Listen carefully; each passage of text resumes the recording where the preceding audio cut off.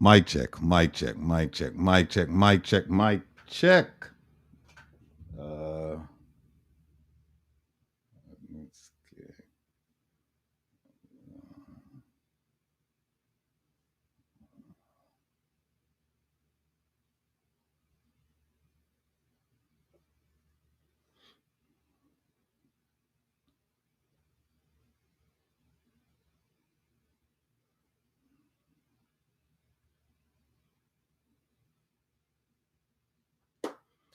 Okay.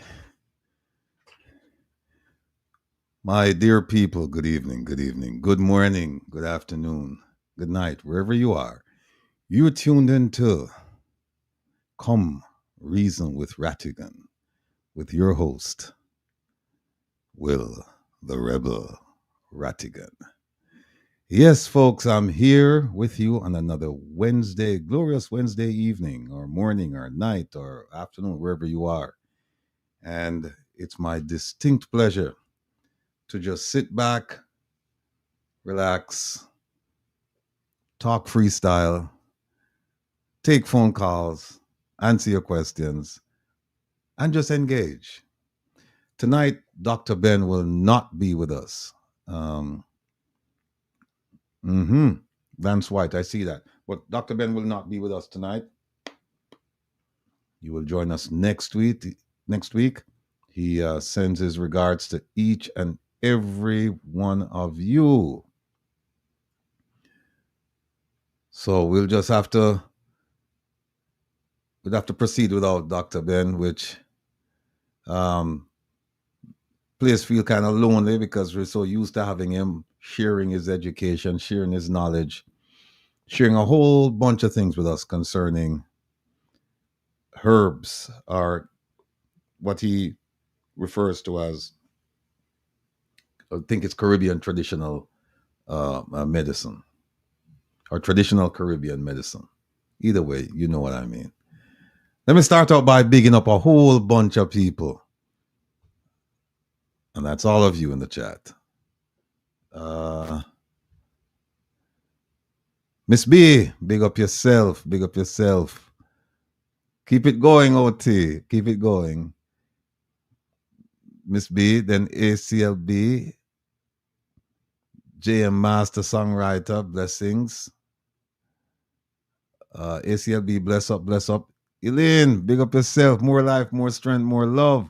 Laura, good evening to you. Yeah, Dr. Ben won't be with us tonight, Laura. So, but he will rejoin us next week, Wednesday. So that's where we are. RJ, Simia, big up yourself. Merle, wheel and bus, go around, up. Way up there, so Merle. Big up yourself, Merle. All of my family in the Manchester area. Daglish, bless up. Thanks for joining us. Patel, always a pleasure to have you with us. Marva, blessings to you, Marva. Settle in. Good evening. Yeah. If you haven't heard, settle in. Dr. Ben won't be with us tonight. So it's a disappointment for lots of you. I'll try to fill in, but I promise you I can't answer any questions about traditional Caribbean medicine. I wish I could, but I cannot. So we'll just have to wait until next week. Joey Blogsy, big up yourself. Blessings. Paulette, good morning. Good morning. I wonder where are you, Paulette? Paulette must be far. Either way, welcome, Paulette. Welcome. We're happy you could join us. Jeffrey Worrell. Jeffrey, give me title now, Professor. Thank you, Jeffrey. Thanks for showing up. Thanks for being a part of what we do around here. Big up to you. Cecile Phillips, good night. Good night. Good night, Cecile.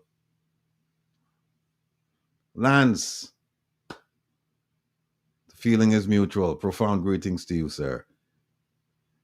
Yeah, Elaine, you have to remind him to donate to the December upcoming rally. Oh, I have to write down something. Hold on.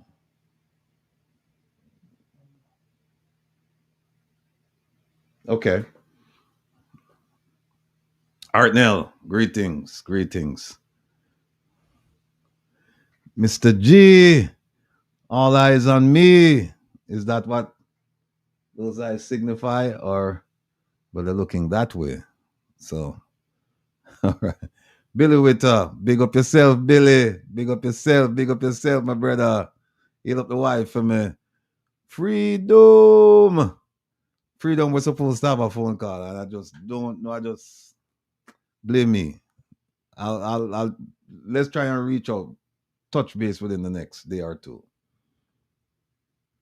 Carla, good night, Carla. Good night. Fruit the pan. Good evening. Good evening.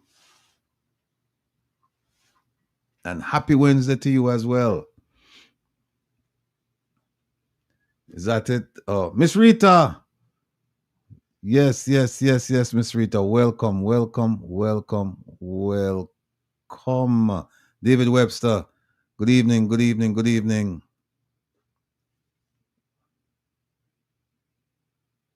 Queen Breezy. Big up yourself.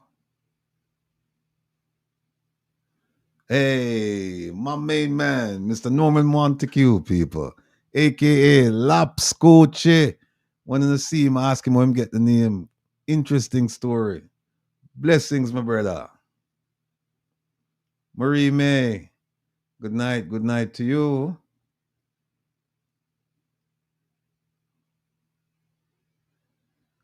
Ronice Nicholson. Good night. John Scott. Hey. Oh, freedom fighter. All right, thank you, John. What are we a freedom fighter? I know, John. Oh, Sadlin say you're looking like you're 40 years old tonight. Sadlin, you kill me. All right, Sadlin, thank you. Marva McLean. It's hard to pledge allegiance to so much important stuff. I have to watch what's going on in Trelon, the place, jam pack. Oh, okay. I see. Yeah, there's a meeting going on, Marva. Yeah. No, we understand. No problem. So the thing state. Al Kebelan, big up Toronto in the building. Big up yourself.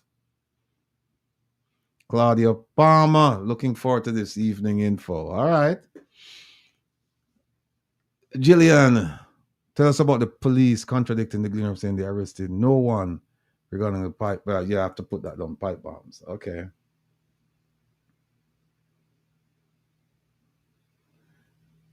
OT, just don't forget to bring back Jillian's comment or question at some point during the broadcast, because I'm gonna address the pipe bomb issue a little bit. But because we can't give everything in a Jillian. We have Saturday, we have to save some of the material. Dawn, good evening. Bless up yourself. Hey, people, Brooklyn is safe, You see, like how Lapscoche have Queen's Lock, Megawatt has Brooklyn locked tight. Big up yourself, Mega. Alfonso, Mrs. Rattigan.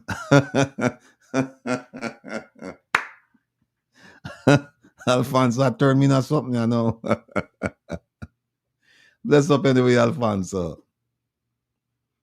Pauline, good evening, and welcome. Oh, Don. Oh, you were waving to me. You can't hear nothing, right? Turn off my phone, you know. Oh, okay. All right. Don, welcome. We're very happy to have you here. And we'll turn the phone line on shortly, and I know I'm going to get a call. Big J64, big up yourself. Thanks for joining us. Is that it? Oh, Paulette. No, I'm not far. I'm in Brooklyn. Oh. All right, Paulette, no problem. No harm, no foul. Barbara Giwa, blessed night to you too. And we extend the love right back at you. Or I should say right to you. Is that it? Tisa Taylor. Tisa, bless up yourself. Bless up yourself. Bless up yourself. Bless up yourself. That's it for now. Okay. All right. Ooh. Hold on one second, people. Hold.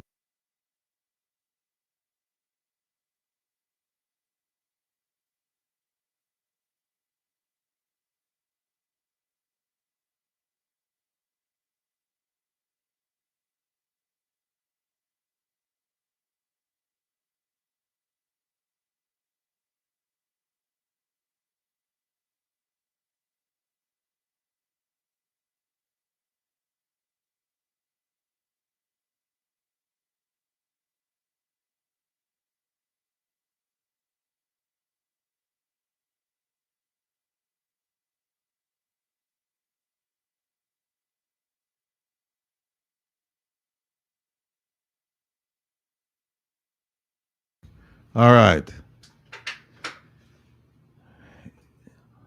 Who else joined us since?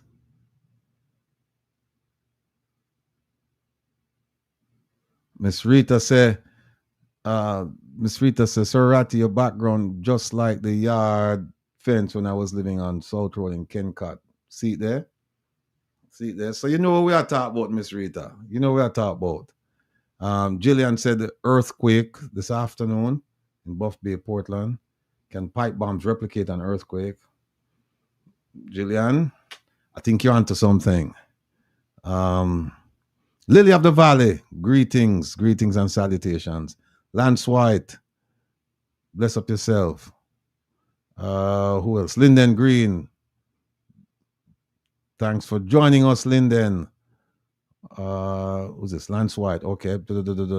Herb, big up yourself, Herbie T. Big up.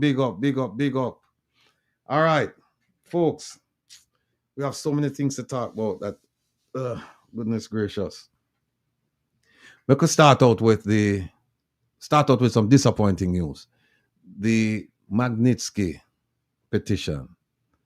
I can't believe me, if there's one thing that's so disappointing to me, it's the fact that at this point I was expecting like 20,000 signatures, and we only have 2,000 plus. And I don't know what the problem is. I don't know if there is a challenge signing the petition, or people just don't want to sign the petition.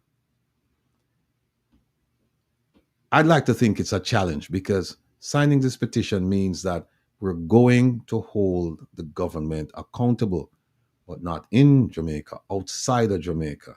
And I've had conversations with so many people over the past 2-3 days. And to a person, they've said,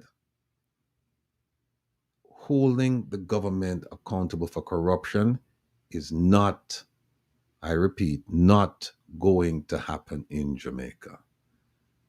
It can only come from outside. And we've been saying this for months on end.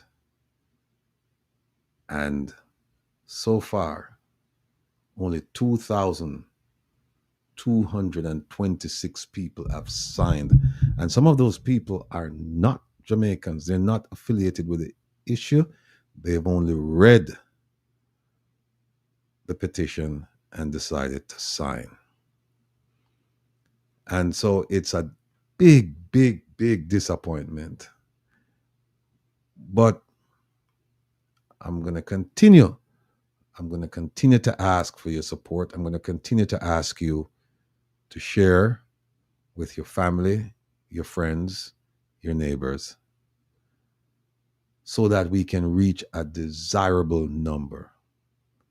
A number that we can, when we submit the thing, the recipients can say, okay, we see where there is a need for us to do something because of the support that this report has. You send it with 2,000 people, 2,000 names, I'm telling you, it's not good. Tisa said she believes it's more of a challenge. Well, I know that there are some people saying that when they couldn't get on, and some people have said when they got on, they couldn't navigate to sign without having to encounter the section that says you need to make a donation. And as we've said, there is no need for you to donate on that site. In fact, do not donate on that site. Go over to the One Jamaica Legal Defense Foundation and make your donation there. But do not, I don't know how, maybe OT, you can explain how to get around that, because if that's the challenge, then I think we need to have like a tutorial and kind of show people how to get around it, because not everyone is technologically astute. I'm not. So somebody, when it comes to technology, people have to actually hold my hand and just lead me. Maybe that's the problem. Let me see what megawatts. Certain bloggers saying that the government won't be held accountable. Well, I tell you what, if you do nothing, that's exactly what is going to happen. They will not be held accountable. But if you try, look at it. For those of you who would say that it is not going anywhere, like the government will not be held accountable, I'm asking you to look at it as any challenge you faced in your life. Whether you overcame it or not, just look at it as a challenge, in the sense that if you don't do anything, the problem is not going to go away. You have to try. And especially when people say to us, what are you guys doing? What are you girls doing? You need to do something about this. And then when you try to do something, they say, oh, the government is not going to be held accountable. That's a defeatist attitude. In fact, it's kind of hypocritical for you to ask us to do something about it. And then when we say, okay, we're in this thing together, let's join forces. And then you say, well, no, I'm not going to sign it because it's not going to happen. By the way, Russell, big up yourself, all the way in South Africa. All of the South African crew, big up on yourself, big up on yourself. So Dawn says they're afraid. Or the body bag. I understand the fear as well. But green in months. Okay. Lyndon says he wants to know more about the ingredients of these pipe bombs.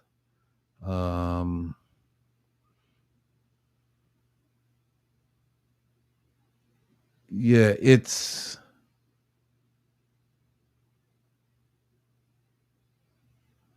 yeah, Jillian, that's a good point. There's a laptop to sign people up there.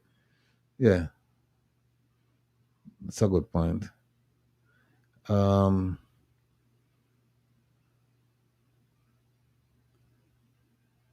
Yeah, Miss Rita, they're not. People are not signing.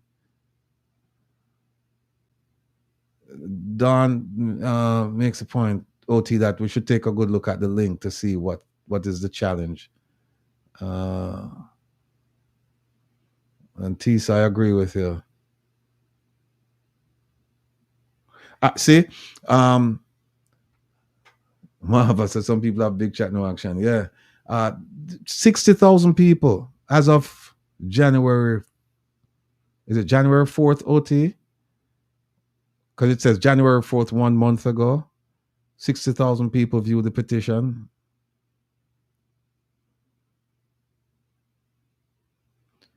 Mark says, I signed it, but you can't expect 20,000. Mark, to be honest with you, I wasn't expecting 20,000. I'm expecting 5.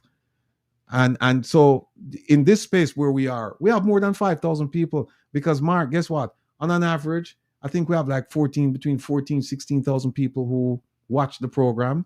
And we're saying if we get 5,000 out of the 14, 15,000, and then remember now, when we say it's not actually accurate when we say 15,000 devices. So you may have 16,000 people. But then those 16,000 people, they know people as well. So even their friends and their relatives, their classmates, whatever, who don't watch the program, they can introduce them to this thing. And if we get 5,000, we're good to go. So I'm not looking for 20. We're not looking for 20,000.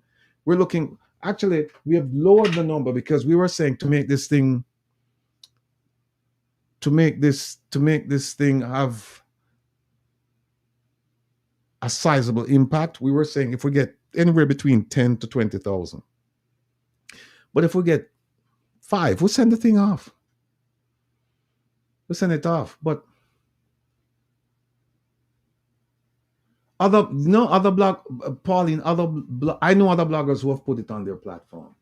I can tell you, all right, see that? 70,000 people viewed it. Now, I will admit that I'm willing to concede that some of those people, they're having challenges. But you can't tell me 68,000 people having challenges. You can't tell me that. I refuse to believe that. OT, Fruit the Pond said, put up the link again.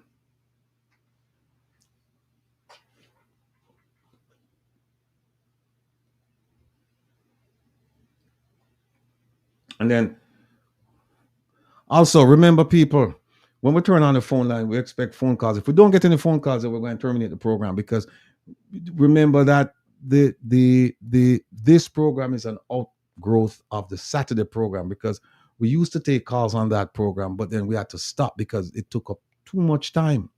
And you know how Jamaican people, when we get on to ask a question, we want to make a speech, we want to do a lecture, and there's nothing wrong with that. There's nothing wrong with that. But there's a time and place. And then on a Saturday, because of the limited time, it was kind of difficult. It was becoming a challenge. So we said, let's do a Wednesday night program where people can actually call in with the questions that they had from Saturday, or any questions they wanna ask. Then that's fine.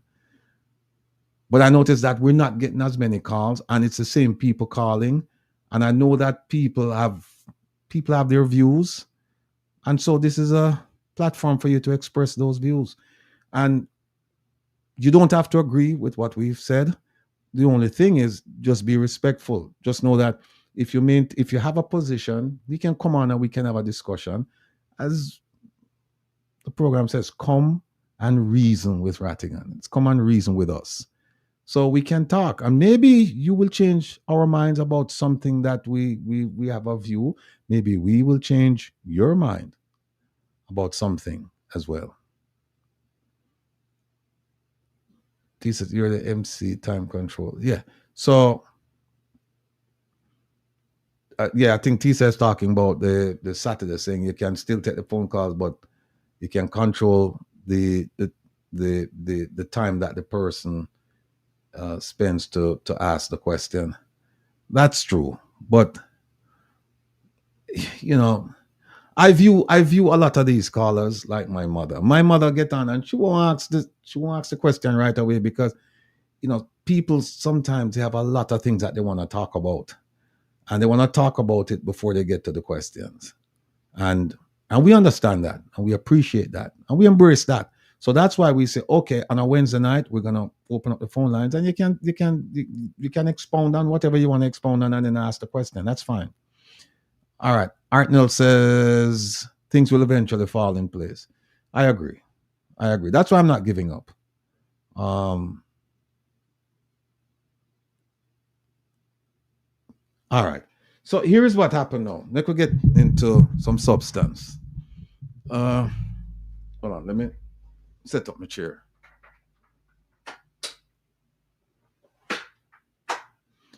Okay.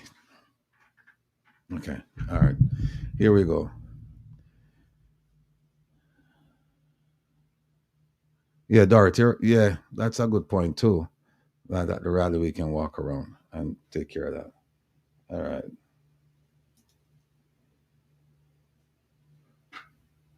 So we talk about the Magnitsky. Let's talk about the Reconnection rally. The next Reconnection rally is tentatively scheduled to take place. I think it's on December 6th. Let me check the date. Saturday, December 6th. Yes. Saturday, December 6th. At the Balma G Primary School on West Bay Farm Road. That's in the heart of Waterhouse. That's my primary school. And I'm in touch with some of the community leaders.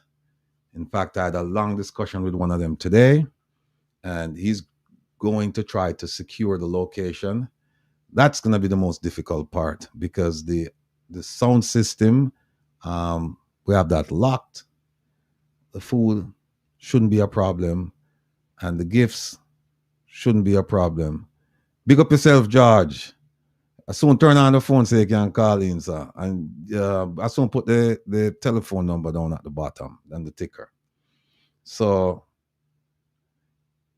yeah, so we're working on getting the location. Like I said, it shouldn't be it shouldn't be difficult, because it's not a school day, and it's a clarion call for schools to come and join us. We have 8 schools that we're supporting for this event. 2 basic schools, and I think 2 high schools and 4 primary schools. Yeah, 4 primary schools, 2 high schools, and 2 basic schools. And they're not only in Waterhouse, they're in the adjoining area. It's about civics, so we're not making it's not political. So we have extended the invitation even to an area where I used to live, that is the Prime Minister's constituency. That's Olympic Gardens. I used to play football over there. I have lots of friends. I used to live there at one point. So we're extending the invitation to them. And I think we should extend it also to people over in Seaview, because they're part of the same constituency. Seaview and is it Duane Park? I think it's Duane Park. Pembroke Hall. One of them.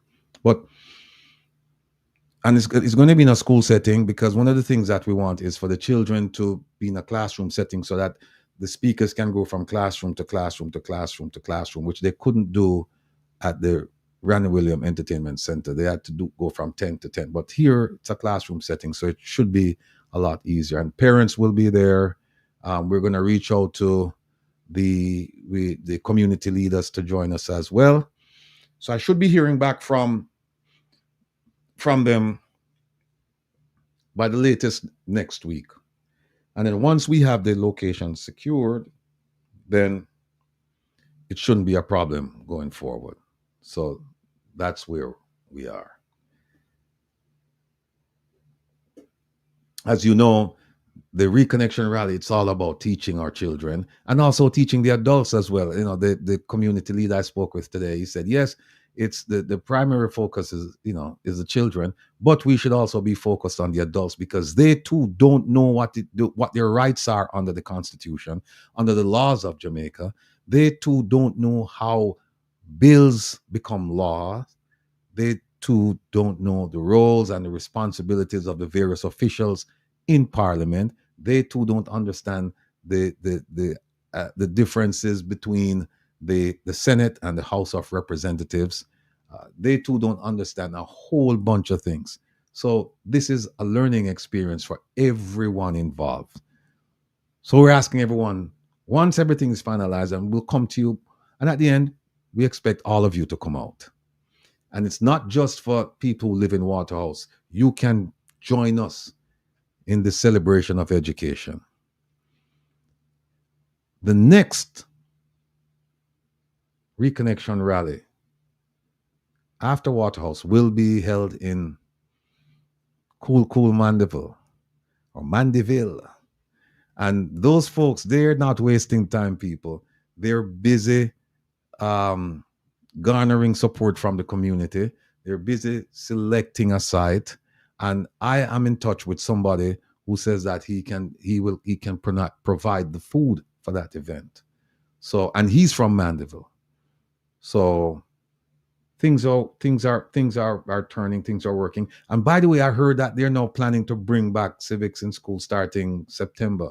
Don't know how true it is, but I just heard it for whatever it's worth. So, and then for the Waterhouse Reconnection, if you guys could just give $5 a week, that's fine. I know it's tough on everyone, but I think most of us will spend $5 on things that we don't even need, right? So I don't think that should be a problem. $5 a week. We're also, I think this Saturday, we're also going to be announcing some changes to the program. Not to the times yet, from 3 to 8. We were thinking about cutting it back to like instead of 3 to 8, 3 to 5. I don't know how that is going to work. And I'll tell you why. Because I have so much material. Do you know that I have over 20 some odd responses from government through ATI? I have a lot of responses, things that I'd like to share with you. But as the gentleman told me when I was in Jamaica trying to set up this program, he said, and I asked about content, and he said, Jamaica is content rich. You'll never have to worry about content. You're going to have more content than you can assess and provide to the public. And at the time, I was a bit nervous because I'm saying, well, now I have to go dig up sources. I have to do this. I have to do. So you don't have to do any of that. He was absolutely correct. He was absolutely correct. Jamaica. I don't know what that is, though, Dorrit. Help me to understand a little bit more. Everyone will not gather one place. I don't know. What does that mean? I don't know. Yeah, Jeffrey, more content than John Reed bought. I have so much that I actually am sharing with other bloggers. I'm giving other bloggers stories that I've received from ATIs. The stories that I receive from human sources, I don't share those.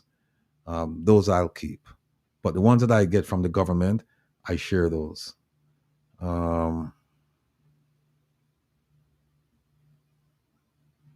Gillian, Nolan says chairman from London. Yeah, the grey list. They removed Jamaica from the grey list.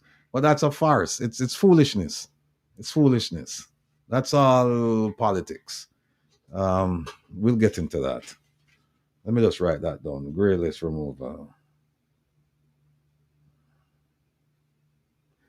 It was the grey list removal was about removing Jamaica from a list of countries that the US was I think it was the US or the UN. They're paying attention to them. And it was based on money laundering and terrorist financing. Jamaica now have no terrorist financing thing. And Jamaica, lots of money laundering going on, trust me. But we leave that right there. Mandeville has a lot of, can it be kept on Seventh-day Adventist, can it be kept on a Sunday? It would be well supported. Well, Marie, here's the beauty about the Reconnection rally. We don't pick the date for you. The community is getting together by itself with the members, and then they can talk to us, and we will help wherever we can. But in terms of the selection of a day, a date, location, that's entirely up to the community. We will step in and we will help with some financing, with some gifts. We'll help with the food. We'll definitely help with the speakers. But in terms of a selection of a day, date, location, that's up to the community. And that's why this is so remarkable, because now the community is going to be so involved. You know, when you take ownership of something, that's the best part of it about it, because you know you can say this is our thing. It's a free way. So so if they want to keep it on a Sunday, although some people might come and say, well, you know, we have church on Sundays too.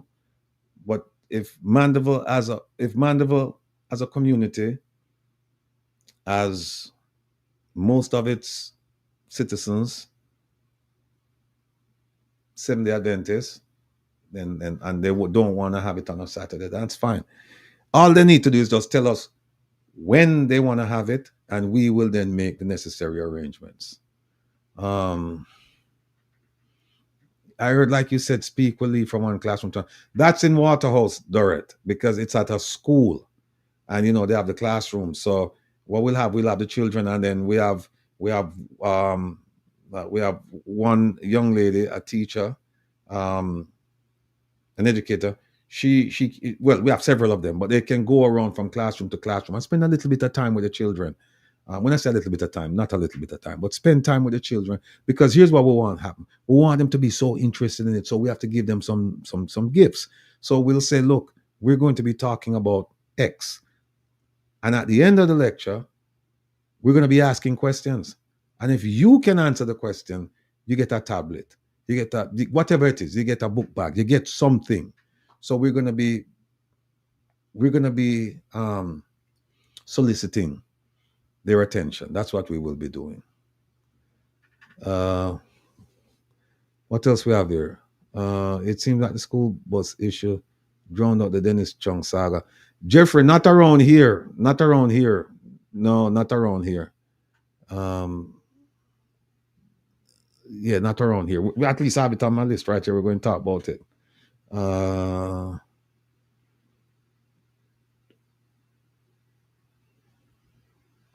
Okay, so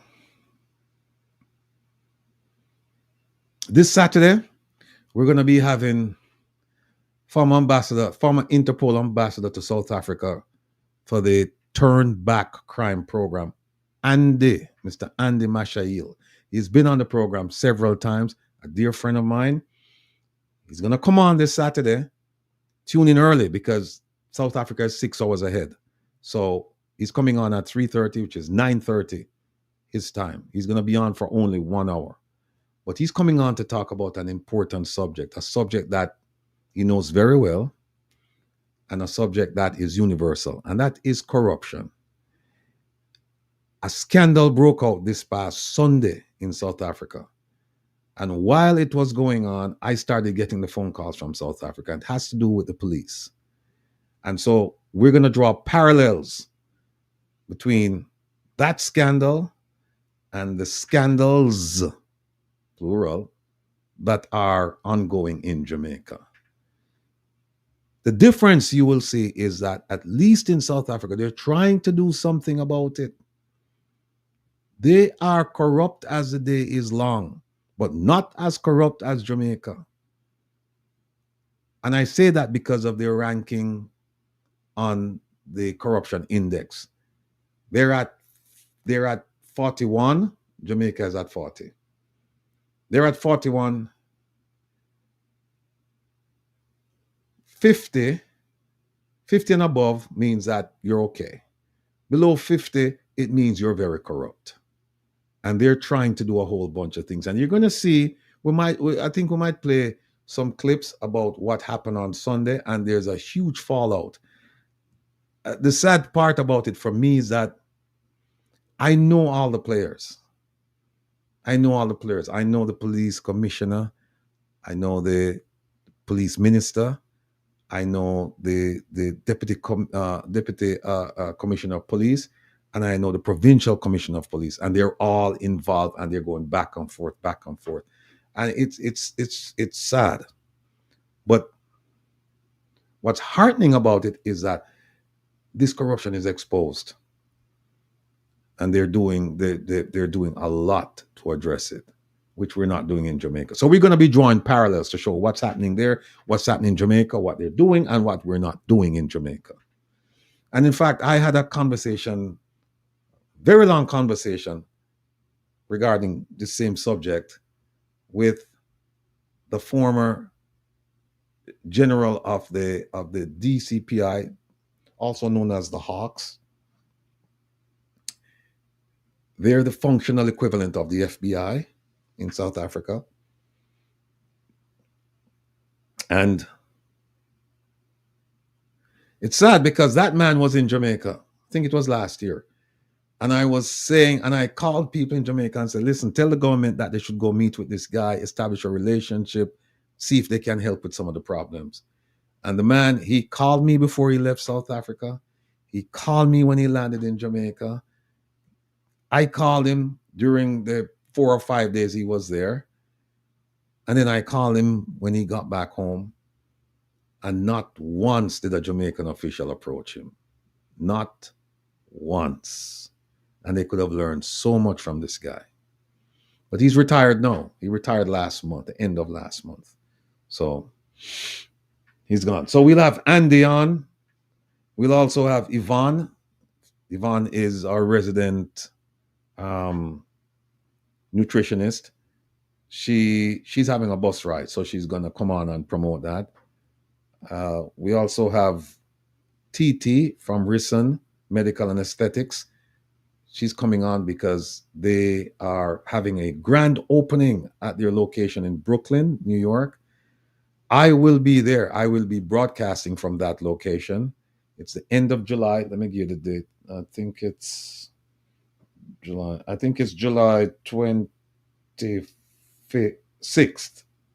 July 26th. Yes, July 26th. I will be there. So you can come. They're giving away free treatments, and they're going to be doing their thing. I'm going to be doing my thing, and so you can come see me. We can chat, can bring in the broadcast. Some of you I'm just dying to meet because I see your names. I don't know the faces, or I don't remember the faces. So it'd be nice to reconnect with some of you. So I'm looking forward to all of you coming out, and we're going to have a fun day, fun time, fun night at Rison Medical and Aesthetics. It's right on the corner of New York Avenue and Avenue H in Brooklyn, New York. Oh, and then also, if you've got issues with immigration, if you've got issues, you need to show up. I will be there along with one of my colleagues, one of my associates, Mr. Kevin Grant. He'll be there. And if I can get some more attorneys to come as well, I'm going to ask Shernette if she can come. So we'll have some attorneys in the house. And so if you have issues, we can just chit chat with you about your issues, and we can actually help you. There'll be free consultation as well. So if you don't want to if you don't want to make use of the opportunity, then that's on you. But you can't say we're not providing a community service. All right. Paul Wright to talk about the bus. All right. Who else will we have? Shaka Flame. How could I forget? Shaka Flame, Colin Bell from Portland Spice TV. He will be on this Saturday as well. He'll be on between 6:30 or so. And we'll be talking about all of the issues because, he has a program, and I think his program is broadcasted, I think 3 times a week, 3 or 4 times. But he has one on Saturday mornings, and it goes from 8 until noon. So he's going to join us later on, and we're going to be ventilating some of the issues, some of the more pressing issues.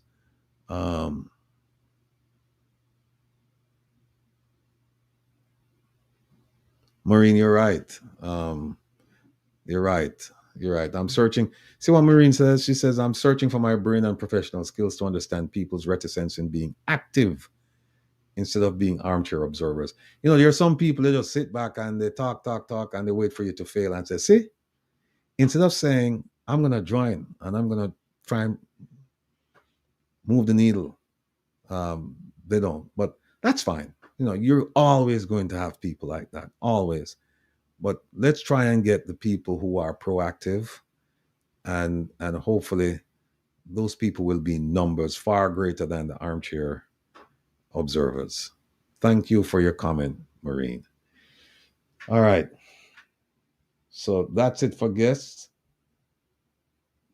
for Saturday, this Saturday. Remember the guests: Andy Mashail, Yvonne Young, Tamnika Thompson, and Colin Bell. They will all be here this Saturday. Don't forget to sign the Magnitsky. If you're having issues, OT is here. She's more than willing to help you to navigate that. Waterhouse Reconnection, we're working on that. Reconnection in Mandeville, they're working on that. We're going to have some changes to the program, which we will announce this Saturday. You're going to love it, trust me. And as I said to you before, it's not a reduction of hours. It's not a reduction of hours. So now let's turn to some, I don't even know how to describe it. Let's just turn to some substance. I guess everybody wants to talk about the bus, right? Yes? No? Because we can talk about the bus. Here's what we can talk about. We can talk about the bus. We can talk about the drill. There's more information about the drill. We can talk about Dennis Strong and the FID. We talk about the scandal in South Africa already. Andy will talk about that later on. We can talk about pipe bombs, and we can talk about corruption as a whole. So, tell me what you want to talk about before we open the phone line. Or should we just open the phone lines and you ask your questions? How about that? Yeah? Talk to me, people. Both. All right. I know when I should take instructions, when OT tells me to. That's when. All right. The phone line is open. The number is 667-369-8569. Uh-oh. Looks like we're almost out of...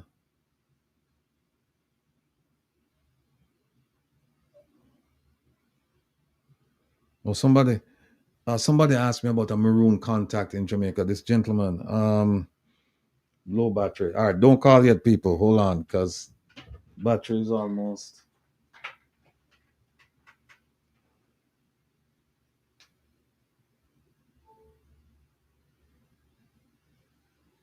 All right. While the battery is being charged, hey, Denise, big up yourself. Pipe bombs. All right. Jamaica is not known for pipe bombs. And criminals generally, when I say criminals, I'm talking about people who are involved in crime for a profit, like a burglar, or stick-up artist. They don't use pipe bombs. Pipe bombs are generally used by terrorists, domestic and international. The purpose of a pipe bomb is to inflict mass casualty. I repeat, the purpose of a pipe bomb is to inflict mass casualty. What that means is that you want to hurt as many people as you can. And so you'll find pipe bombs, if you go back and you look at the history, pipe bombs being used wherever you have crowds. Wherever you have crowds. They don't use a pipe bomb for one individual. It's a waste. At least that's the thinking behind it. But if you want to instill fear in people, if you want to hurt as many people as you can, you use pipe bombs. Now, Jamaica is not known for, we have Molotov cocktails, but that is gas in a bottle with a newspaper up at the top, and you light it and you fling it. You know, it's not a pipe bomb. A pipe bomb, most of them, the experts have come to the agreement that fertilizer is a major component of a pipe bomb. And we know that it's stuff that pipe is stuff, or whatever the container, containment, the structure that they're using. It has glass, it has ball bearings, it has all kinds of things inside it to really hurt you, because you're talking about high velocity. This thing is coming at you, and it's like it's gonna go through you. Now we know about the fertilizer. That fertilizer, it's funny that we never had pipe bombs until after we started getting the fertilizer. And we started getting the fertilizer in 2019. And I think the first find was in 2023 of pipe bombs. And that was over 100. I think it was 300. They found it on Darling Street in Western Kingston. Since then, they've had 2 more fines, not seizures, the fines. And ask them, how many people have you arrested for construction or possession of these pipe bombs? To the best of my knowledge, and I'm open to being fully corrected, 0. 3 instances of hundreds. One should be cause for concern.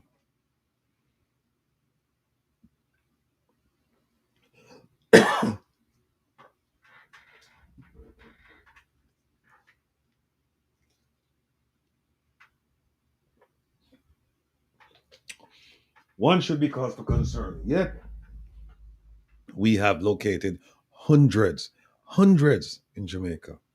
Tiny island.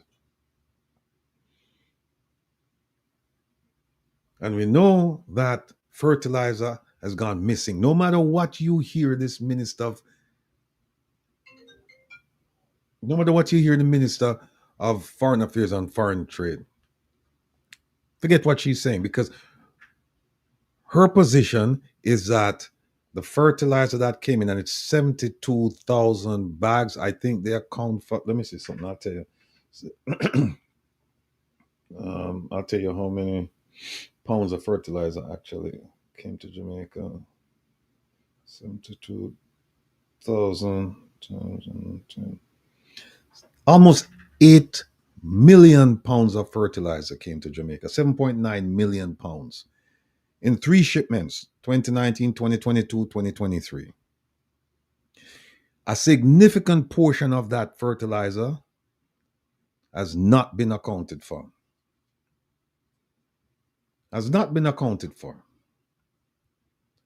And again, big up yourself, Jeffrey Tavares. If you feel free, if you want to come join us, or if you want to stay out there and make your comments. If you want to come join us, OT, send him the link. See if he want to come join him, join with. I know he's busy, so he might not be able to. But over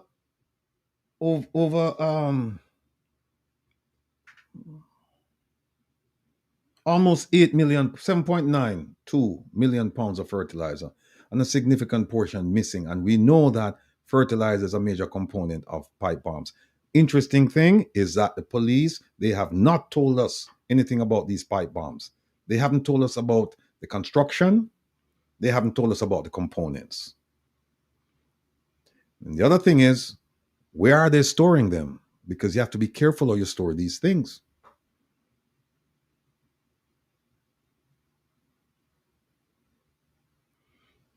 No, they have to be careful where you store these things because these things, I mean, they're very sensitive, depending on how they're made.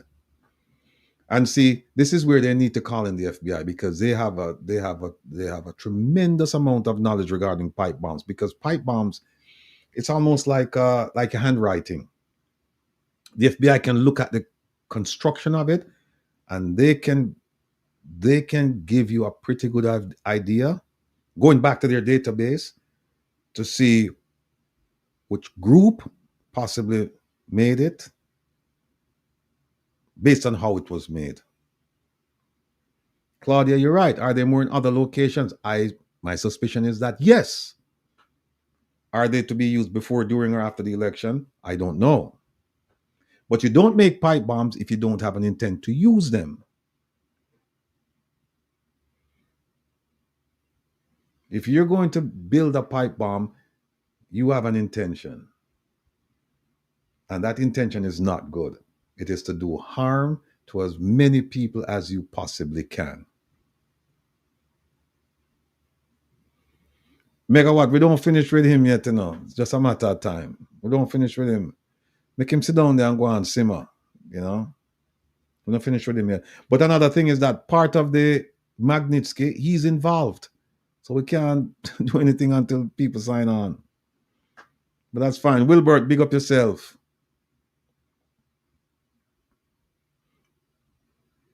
Merlin Fid, welcome. So the pipe bombs, that's a problem. And see what happens is that, and if you recall, there's a so-called pipe bomb scare at the Prime Minister's house. And some have said it was a domestic bomb. It was not a pipe bomb because, interestingly, we didn't see the ambulance. We didn't see an ambulance. We didn't see the bomb squad, the bomb dogs, all the support personnel, the primary and secondary that you would need to address a pipe bomb, a bomb situation. We didn't see any of that at the Prime Minister's house. Yet we were told that it was a pipe bomb. Then they said the incident had been diffused, and then it was a bomb scare. Then they downgraded it. So we don't know what happened there. So we won't count that as one. But we have three that we can say the police found pipe bombs at these three locations, and we haven't heard anything. Now watch. You file an ATI, they're going to tell you that it's confidential, that they can't tell you.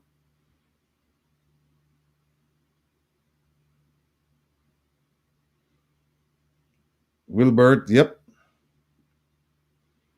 Megawatt said when Juliet will say it sounds like a bomb.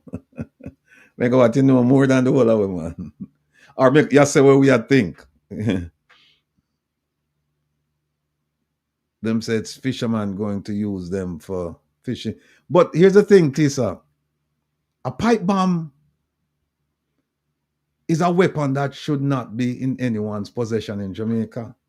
Fishing or no fishing, it's illegal to have a pipe bomb.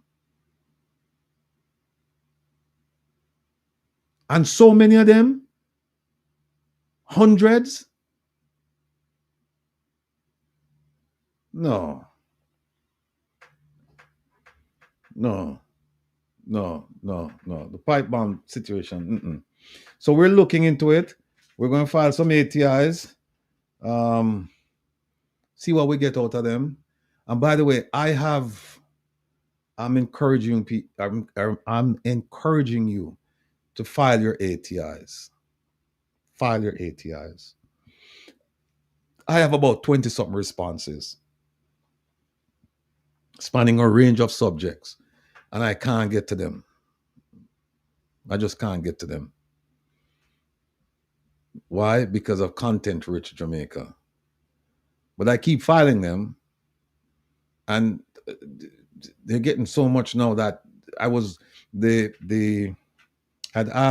filed an ATI with the OSC, Office of Services Commission, and it had to do with Dean Roy Bernard, the permanent secretary who was transferred from the Ministry of Education after that I think he disbursed 130 million to an advisory committee that was privatized.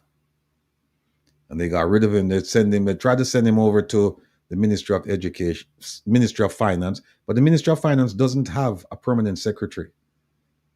It has a financial secretary. It's the only ministry that doesn't have a permanent secretary. Their permanent secretary is called a financial secretary. And so when they sent him over there, he was given the position of director general, which was subordinate, I think, to the financial secretary. And what did he do? He sued and he won. So he had to keep the designation permanent secretary. So then they transferred him over to Minister Babsy Grange's ministry.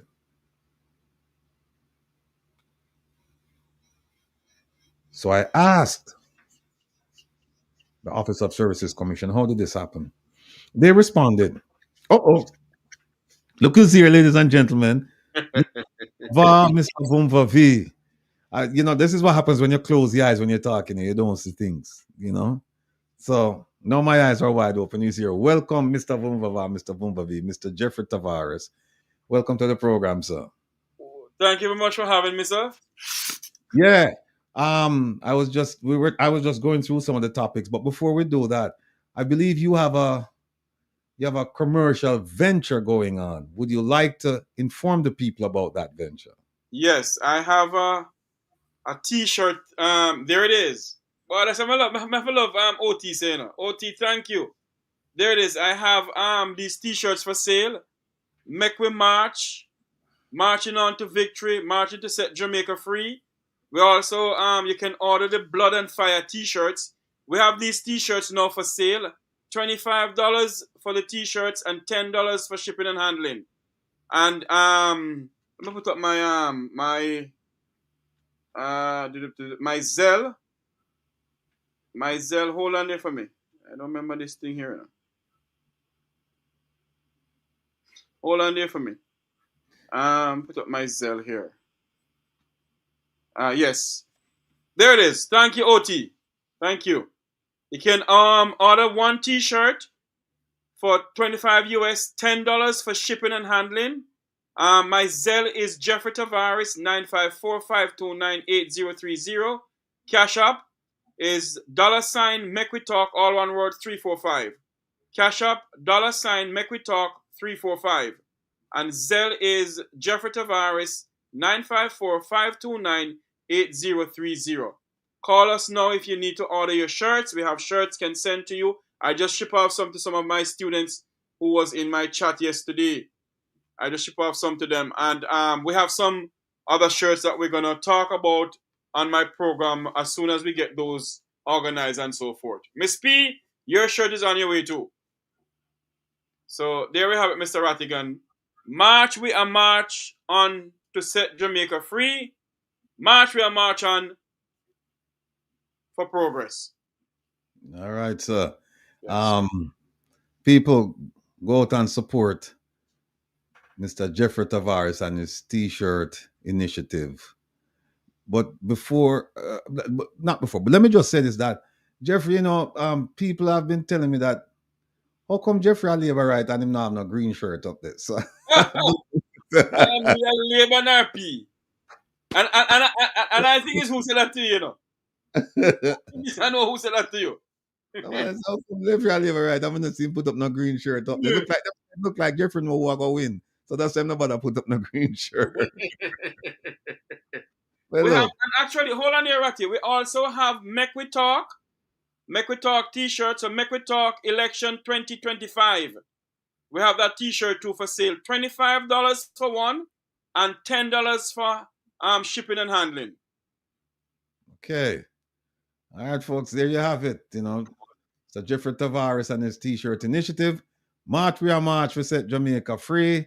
And on the back, it says, "Cause we are marching on to progress." There you go. All right.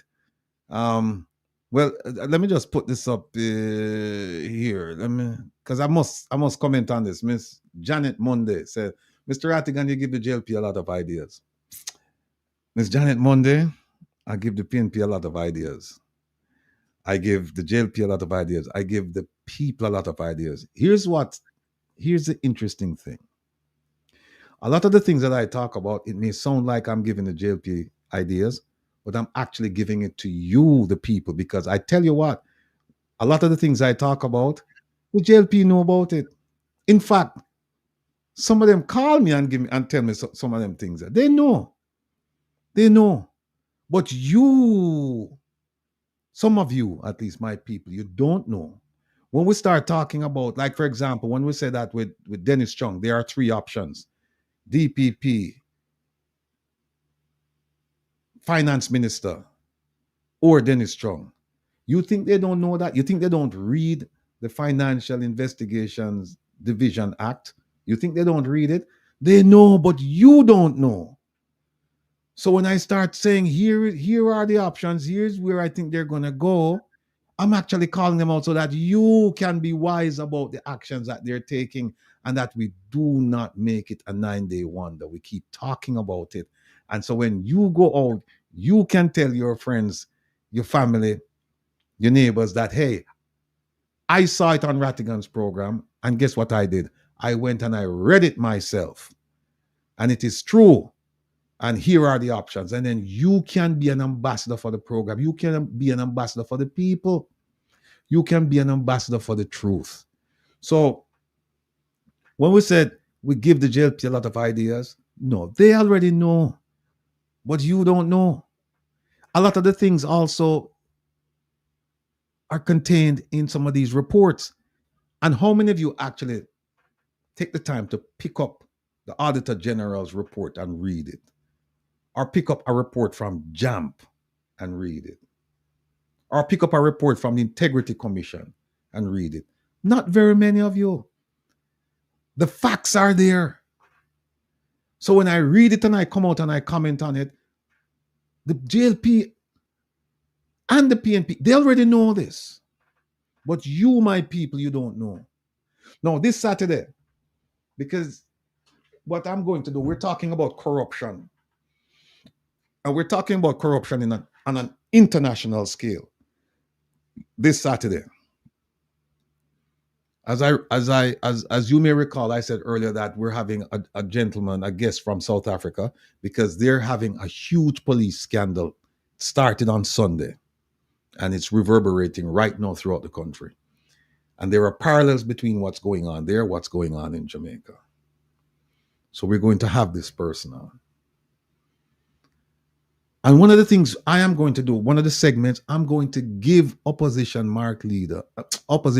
leader Mark Golding, I'm going to give him advice. And when I say I'm going to give him advice, the government already said what it's going to do about corruption. So there's no need in giving them advice, because their position is clearly stated in their manifestos, 2016, 2020, and also in their various speeches, sectoral debates, press conferences, etc. So this Saturday, I'm going to give opposition leader Mark Golding the benefit of my experience, and not just my experience, because I've discussed this with several experts. So we're going to give him advice, because it's not good enough to say, yes, there's corruption, and yes, we're gonna when the right time comes, someone gonna get charged for corruption. It's more than that, and we're going to show him how you win over the people to your side with this corruption argument. I'm going to show him how to do it. Now, whether or not he listens to me, follows my advice, it's up to him.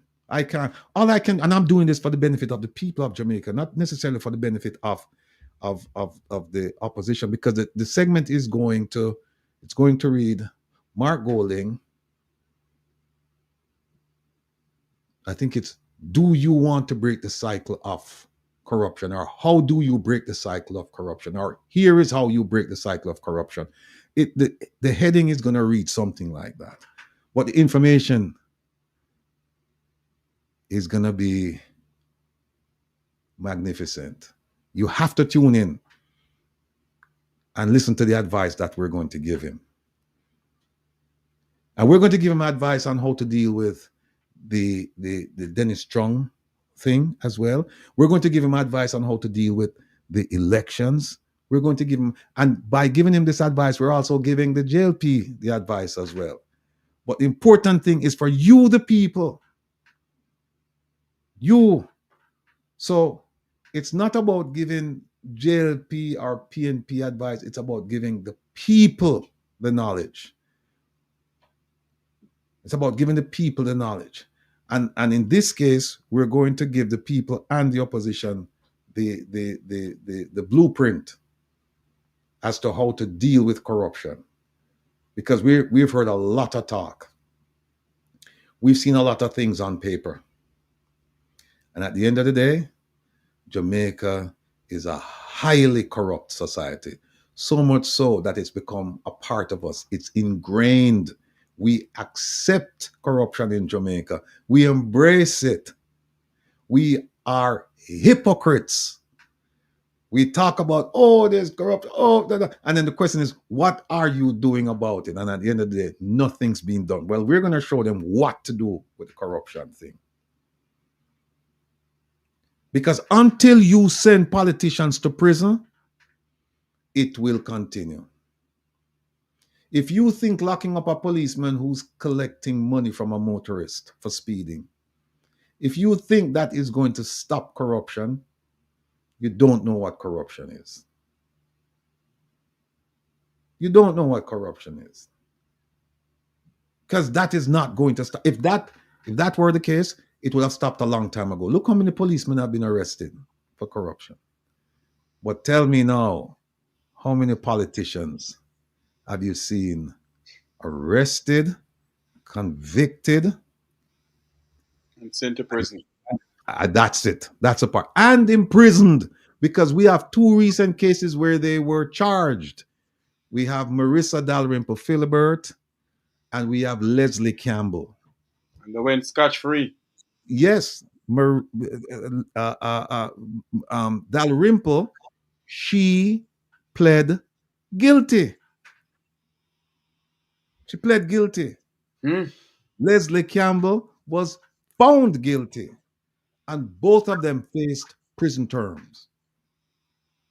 And did they go to prison? No. Get a slap on the wrist and go. The wrist. Right. And to tell you how much of a joke it is, Marissa Dalrymple Philibert is back in Parliament. In the Parliament, sitting down, making laws for the people of this country. There you go. Yes, Janet. Yeah, Janet, I'm sure you watch a program to I brought on the FBI agent who did a whole thing on pipe bombs and fertilizer. Thanks for reminding me. And I didn't even know it was 2023. But yeah, I think I brought on the agent last year or early this year, Yeah. but it went back to 2023. Thanks, Janet. But Mr. Rattigan, there is something in the news about pipe bombs in St. Thomas. And the St. Thomas police is retracting their say that two persons was never arrested. They're saying what? Somebody was arrested? That two person was never arrested. So nobody has been arrested then for the pipe. But the question that we must ask them, because I get some information that in order for them to build that highway into St. Thomas, they have to dig down some hill. And they use pipe bombs to blast the whatever. So the question must be asked, who bring in those pipe bombs? Are they still have the pipe bombs in their positions? And how is it that pipe bombs is in the hands of other people? No, man. That's nonsense, them telling you. You don't use pipe bombs to clear. Blast hill. No, you don't. You use dynamite. Types, or they have other types of explosives, but you're not pipe bombs. Pipe bombs are something where you make, you can't go to a store and say, I want to buy a pipe bomb, Pipe bombs you can't get it sticks of oh, and don't forget they found over 1,000 sticks of dynamite in an abandoned warehouse. Fridge, fridge or freezer. Yes. Abandoned fridge or freezer. Yeah. And that's you can't store it like that. And until now, nobody comes out and tell us the warehouse that they found those ammunitions. Who the ammunition belongs to, who the warehouse belongs to. In West Kingston. We don't hear nothing more about it. Oh, you mean the location in West Kingston? Yes. It belongs to a former MP. So how is it that the former MP is not being charged? If it belongs to a former MP, how is it that there's not an investigation to the former MP? How he has ammunition down there? Is it that a plan to destabilize this country? That's a You, question we need to ask. you can't rule that out. You cannot rule that out. The megawatt, right? You use dynamite for control blast when you're blasting to build roads. You don't use Yeah. pipe bombs. Pipe bombs. You can't go to any store and say I want to buy a pipe bomb. You can't. Yeah, that's true. Stores. They have stores where you can go to and you can say I want to buy dynamite. Yeah. Right? You can't buy. You build pipe bombs. But isn't it ironic, Mr. Rattigan, that every minute you'll hear there's some pipe bomb seizure in this country and nothing is being done about it? Look, there's a pattern and practice of criminals getting away from the police. Yes. Look, times you've heard that they have guns coming in and they seize the weapons, but when you say okay, who was arrested? Nobody. Look at the cocaine in Baskerville at the Errol Flynn Airport. To date, they haven't arrested anyone for that cocaine. In fact, we need to find out if that cocaine is still in the police storage. And we have to test it to make sure it's not flour or something else, some substitute they put there. I don't know. This controversy is gone. Yeah, Janet, him take notes, man. When you file against community, that's when the PM run and give the judges them raise. It's how the fertilizer can make bomb and next pipe bomb come about. Janet, you make me sound like me a prophet. As I see where Christopher Campbell is saying, we don't want no old school bus. And megawatt, right? Megawatt said the Baskerville cocaine turning a milk powder. We don't want that. Yeah. Somebody should actually go to the police evidence control room and they should be testing that stuff to make sure that they didn't switch it. But remember, Fitzbailey said that we are on the verge of making arrest.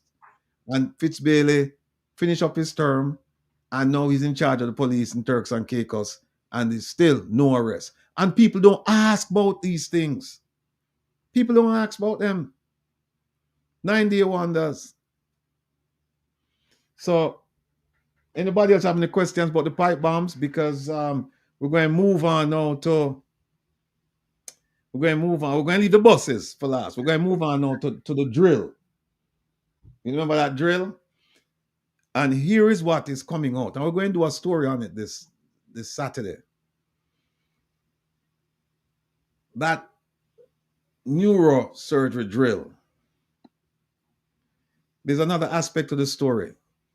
And that is Meditech, the company that imported the drill.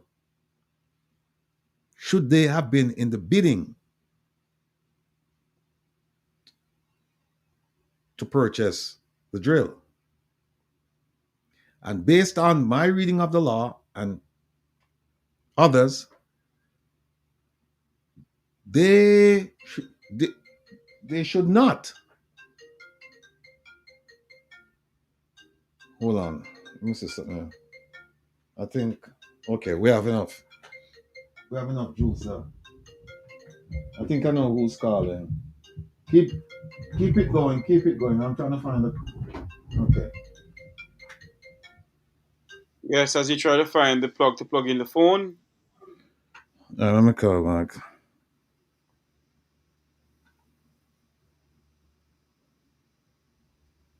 Jamaica is not a normal place. And as I said on my program earlier on, that the country is getting corrupt and more corrupt. And the more you dig, Montego Bay Metro is coming in. Please. All right. Good night. Good night. Welcome to Come Reason with Rattigan. I'm here tonight with my very special co-host, guest, whatever you want to call him, Mr. Jeffrey Vumvavi Tavares, who is also an entrepreneur because now he's selling T-shirts for the season. So, having said that, let me stop and welcome you, Madame Carla, Miss Philadelphia. Please, the floor is yours. Good evening, Mr. Rattigan. Good evening, ma'am. Good evening, Sir Jeffrey. Good evening, Miss Philadelphia. How you doing? I heard that you're running for the mayor for Philadelphia next. A piece of rain just done tear a while ago. And that make me feel good. Aye. All right. So, Mr. Jeffrey, I'll contact you on those t-shirts. Thank you very much, ma'am. All right. Now, Mr. Rattigan, before I get into things, we're going to reason. Mr. Rattigan, remember as we talk about the Magnitsky Act signing, you have an audience of elderly people, and some of them perhaps cannot navigate technology, and perhaps don't have anybody to help them. So I think that can add to the low count of the people, the amount of people that are signed in. And then I would say that the powers that be sit down, look at the thing they're putting in the chat already, and see what might be the shortcoming of the situation, because definitely something is wrong. Other than that, people might not want their voices heard, or they're afraid of the prime minister because he might send for them. All right, that's it. Look at it critically, though. Okay. Because if all of what you're saying and trying to do, and your onus cannot be on all the others cannot be prisoned or come to book with what is going on, the corruption, only abroad, then all of the effort will be in vain if you don't get the amount of people to sign that act. And before I jump over to Mr. Rattigan, perhaps, do you think you might overestimate the amount to sign? Do you think so, sir? No, I don't. And here is why. People have been clamoring for action. They've been saying, I think to a person, everyone that I've spoken to, I haven't spoken to one person who, when this issue came up, said that no, we're doing enough. We don't need to do anymore.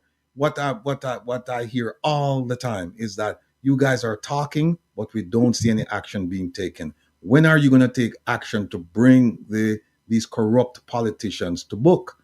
And so the second part of that is you can't book them in Jamaica, because in Jamaica they will not meet, justice will not be meted out to these people, at least not justice the way we envision it, meaning that these people are not going to prison and they're not going to lose anything.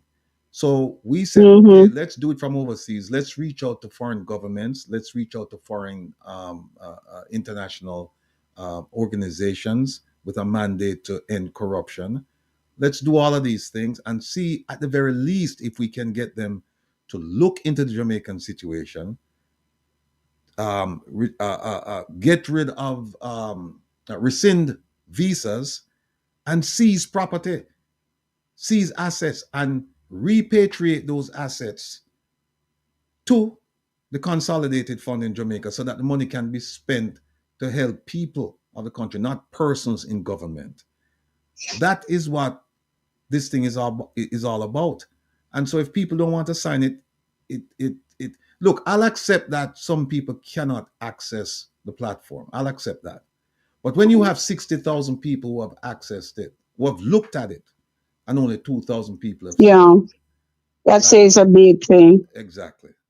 Mr. Rattigan, I'm going to say this last two thing on that and move on. People, sign the thing. And if you're having problem, difficulty, ask for help. Mr. Rattigan? Yes, ma'am.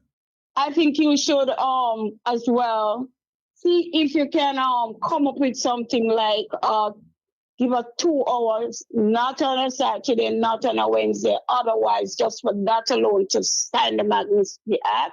And if it can be done a different way signed than on the site.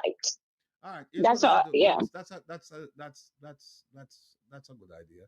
What I'll do then is on one of these Saturdays I'll make the announcement, and then we'll do it on the Sunday, because we have 2 hours on Reggae Global Radio. Oh yeah, you could use that slot. Use that slot to do it. Yeah, that's what I'm saying. Right. Good idea. Okay.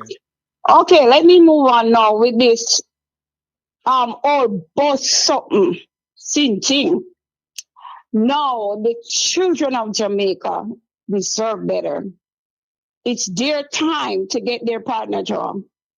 They have suffered long enough under the system that be with the money stolen from the education system that could have made their learning better and their lives better.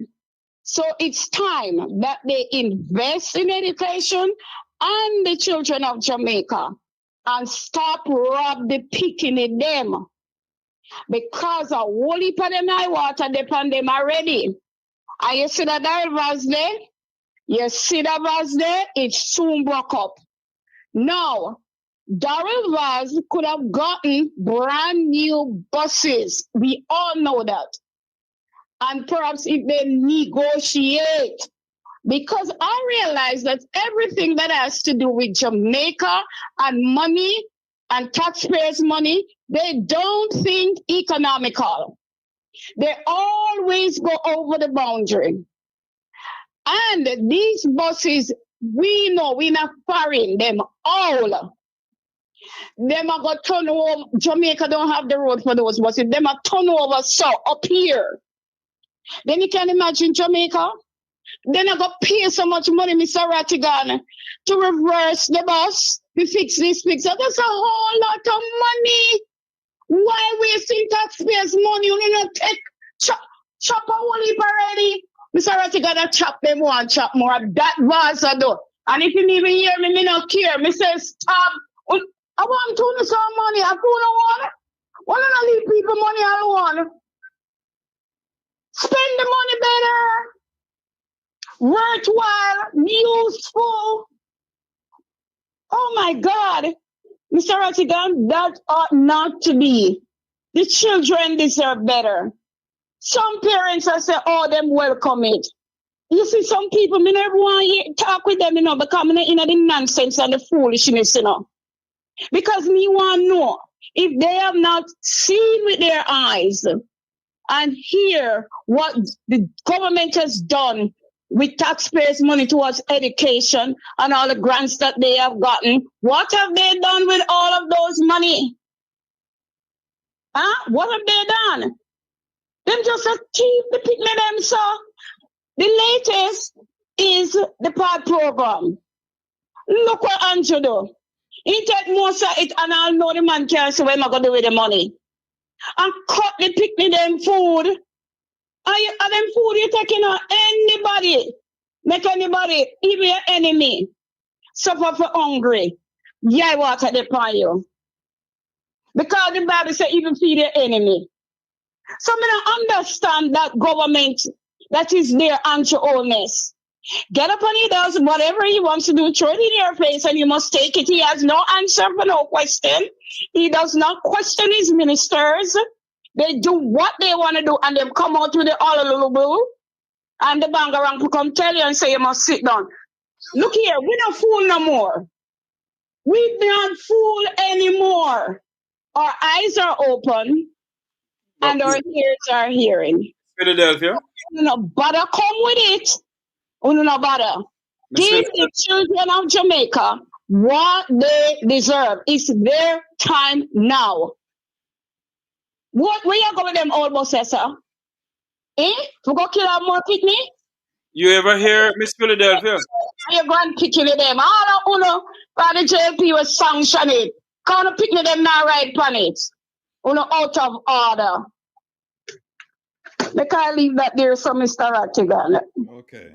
They can't move on now, and then I go and give somebody a chance. They love chop too much. A chop was a chop, you know. And then the quiet and I come out with big press conference. You see you was go on, man. You go on. Try and the must tell him think a cool breeze. All right. You see them pipe bomb there now, Mr. Rattigan, this is the last. You see those pipe bomb, you notice the color they're in? Mr. Rattigan, you notice the color? What color you see them in? What color them in now? Green. Okay. The green. So we know what the green means. Well, all right, now, Mr. Rattigan, we are reason now. Okay. Mr. Rattigan, Yes, ma'am. to pipe bomb up in massacre. Kill off one whole heap of people one time. Like it have turn on a machine gun and go on and can't stop. Right. I don't remember that marathon they had. I don't remember the name of the marathon where in those two brothers. You remember those two brothers who make the pipe bombs and bomb up the race? And how many persons died and lose limb? You remember? Yeah. Mm-hmm. It was pipe bomb. Yeah. It was pipe bomb. They go to the store and bought all that they need and put the bomb together. And then put in a pressure cooker. Yeah. All right. Mm-hmm. So it's an intention, Mr. Rattigan. We should call a spade and stop shuffle and shuffle. Every time there is something significant like this, the government of Jamaica does not address the people. And knowing that the people have issues about certain things, and it's a right, that's the legitimate right to have issues about things that are questionable. And you mean to say everything shut up, sir? And when people to be held accountable, nothing happened? And you can't tell me nothing, say him no know about them and something, yeah. And the rest are in cabinet. So if a plan on did a plan to kill our people, and your wholeness, watch yourself. You know, me have call you out, Mr. Prime Minister. You know, you all the people are duty to come out and address them, to comfort them. Comfort their mind. Anxiety is killing some people. Look here, Andrew Honest. Why you just don't bother to call the election and go about your business, sir? What is it you're doing with the people? Pipe bomb is to kill off a lot of people. And then in the color green. And PMP never get the fertilizer. And the fertilizers could not be accounted for properly, the distribution of it. And then I say where the rest go. No apology, the idiots coming out to say this and to say that. Every time there is something to be addressed of significance, somebody coming out with some foolishness to say something to cover. My pet one of them too. She'll come out and she'll figure this and she'll push this and so. Oh, look here, you better stop it. Stop it. Address issues. That's how you solve problems. Addressing the issue head on. We don't come back with no conference and you, Mr. Vaz. No come back with no foolishness. Come and tell the people when no caught red-handed. That's what's happening. Please, wanna do things better. People are looking at and you say, especially the Prime Minister, he cares about people. This is the time you must show that you care about people, Mr. Prime Minister.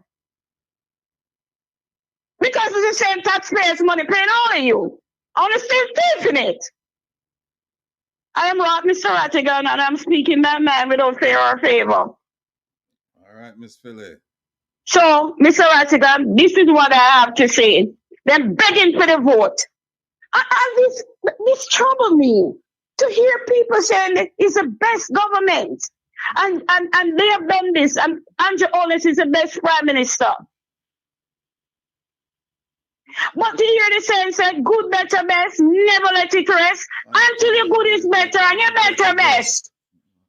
So people wanna go for sir. For good Prime Minister. Wanna soon know if him good. People, please. I would like to see justice. And this be a resounding change in Jamaica. That all of these, you see it again, them in a parliament, and when them table the bill, for them corruption, then the case dissolve parliament and not come bother people now with Airbnb. You see that? Set of crumbs them. Mr. Rattigan, good night. All right. Take care of yourself. Yes, sir. You know, Mr. Rattigan, The other side have a thing when they say the old boss of the whatever. The old boss of the Jamaica Labour Party running down Timber Hill without any break.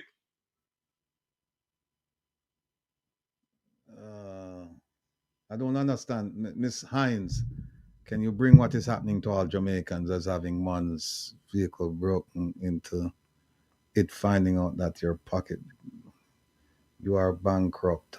No, stop the abuse. Not sure. Miss Hines, if you want to call, the number is right there. Oh, wait a minute. Put up the number there. I'm going to put up the number. There's the number, Miss Hines. If you feel free to call us, and let's have a little reasoning about what you put up here. All right. So we're going to talk about the drill. And then Miss Philly called to voice her opinion. Mm-hmm. Nothing's wrong with that. As I was saying, regarding the drill, the company should not have been involved in the tender process. And we're going to show that this Saturday. Based on Jamaican law, company should not have been offered that tender. In fact, that company should have been removed from the roles of companies listed to do business in Jamaica. So we're going to show it, and it's based on the law. And you know, I laugh when people criticize me and they complain and they this and they that, and they get personal, because what it says to me is that I'm getting under their skin, that they can't challenge me on the facts, so they try to make it personal. And I look forward to seeing it, but I don't tolerate it. So when people come on and they chat nonsense, I look at it, read it, laugh, and then we just dispose of those people. And Merlin Fid, you're right. The truth hurts, because what happened is that, folks, as you know, when we do the program on a Saturday, I put up the documentation, and I said, look, here is my proof. What the naysayers and the licky nyami nyami dibby people supposed to do, they're supposed to come and say, no, we have another set of documents that contradicts your document, and our documents are correct and authentic. That's what they must do, and we can have a discussion.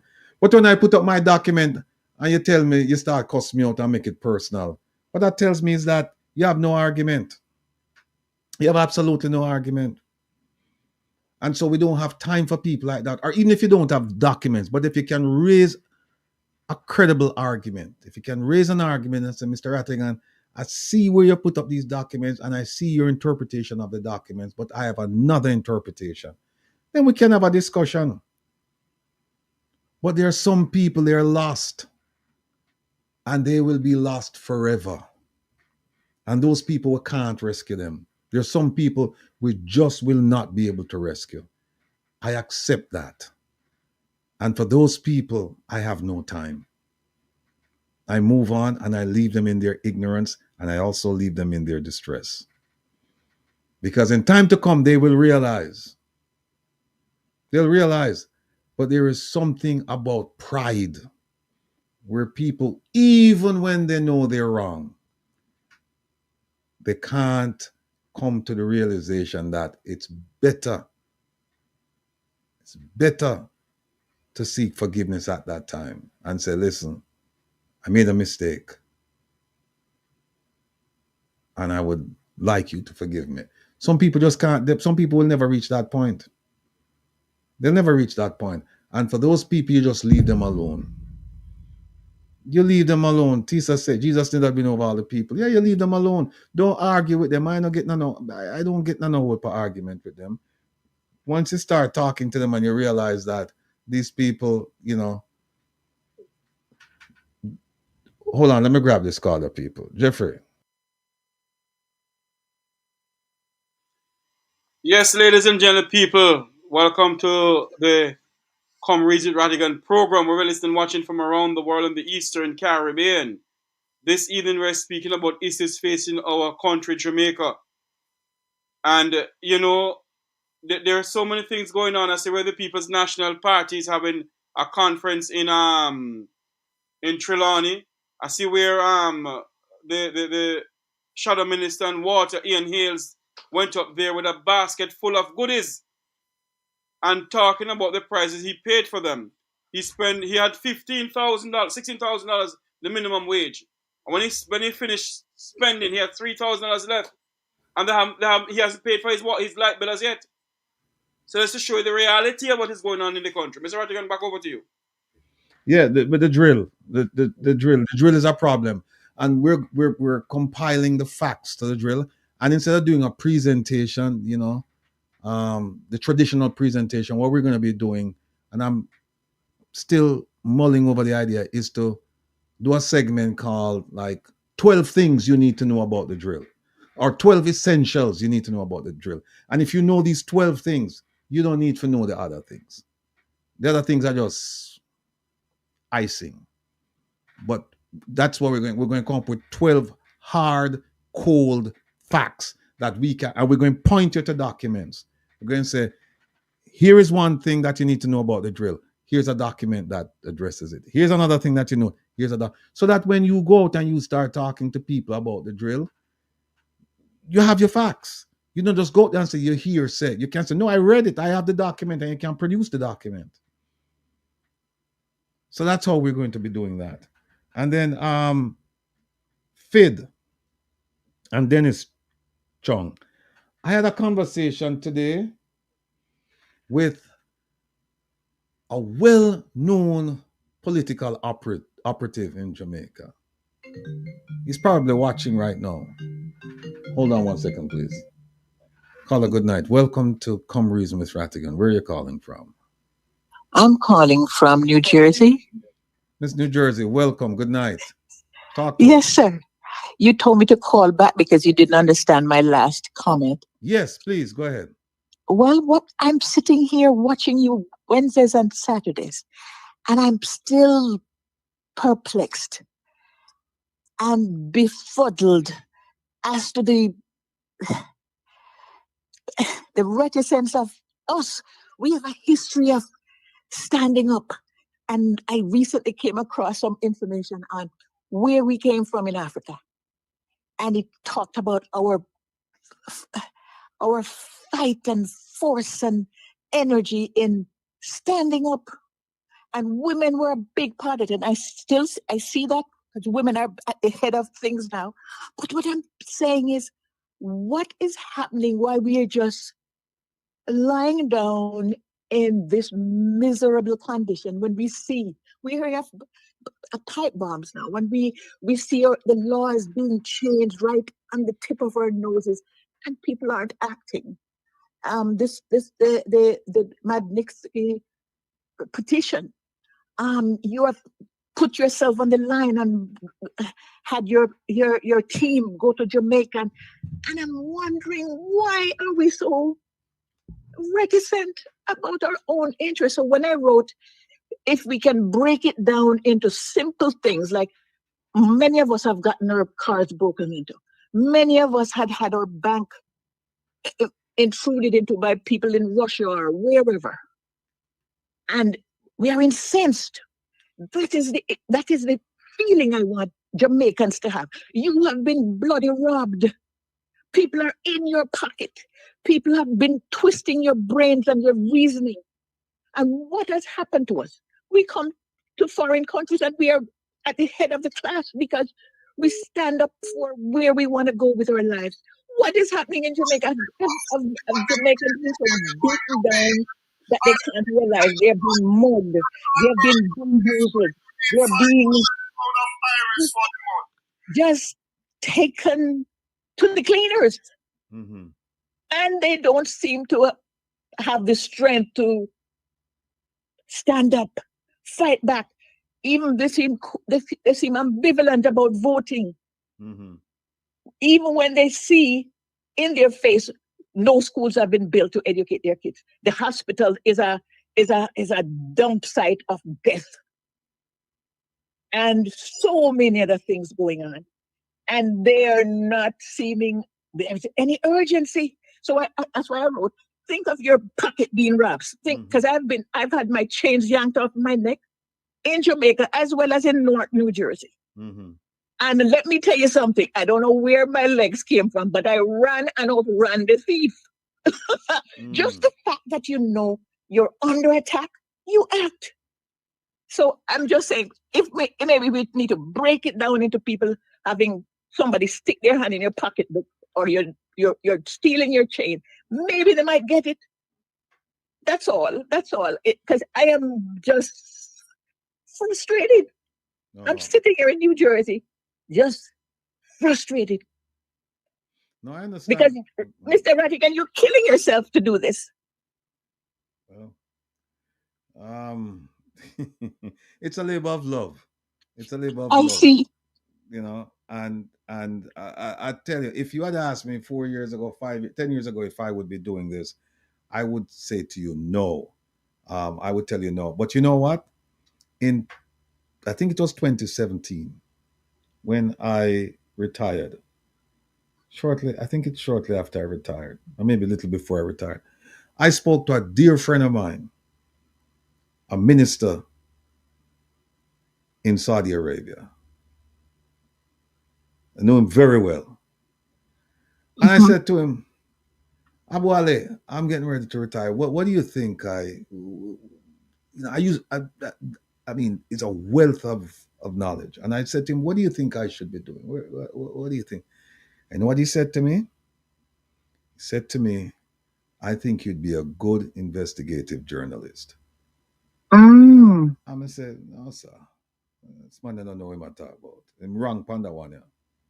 No, I'm not an investigative journalist by training, but I'm an investigator by training.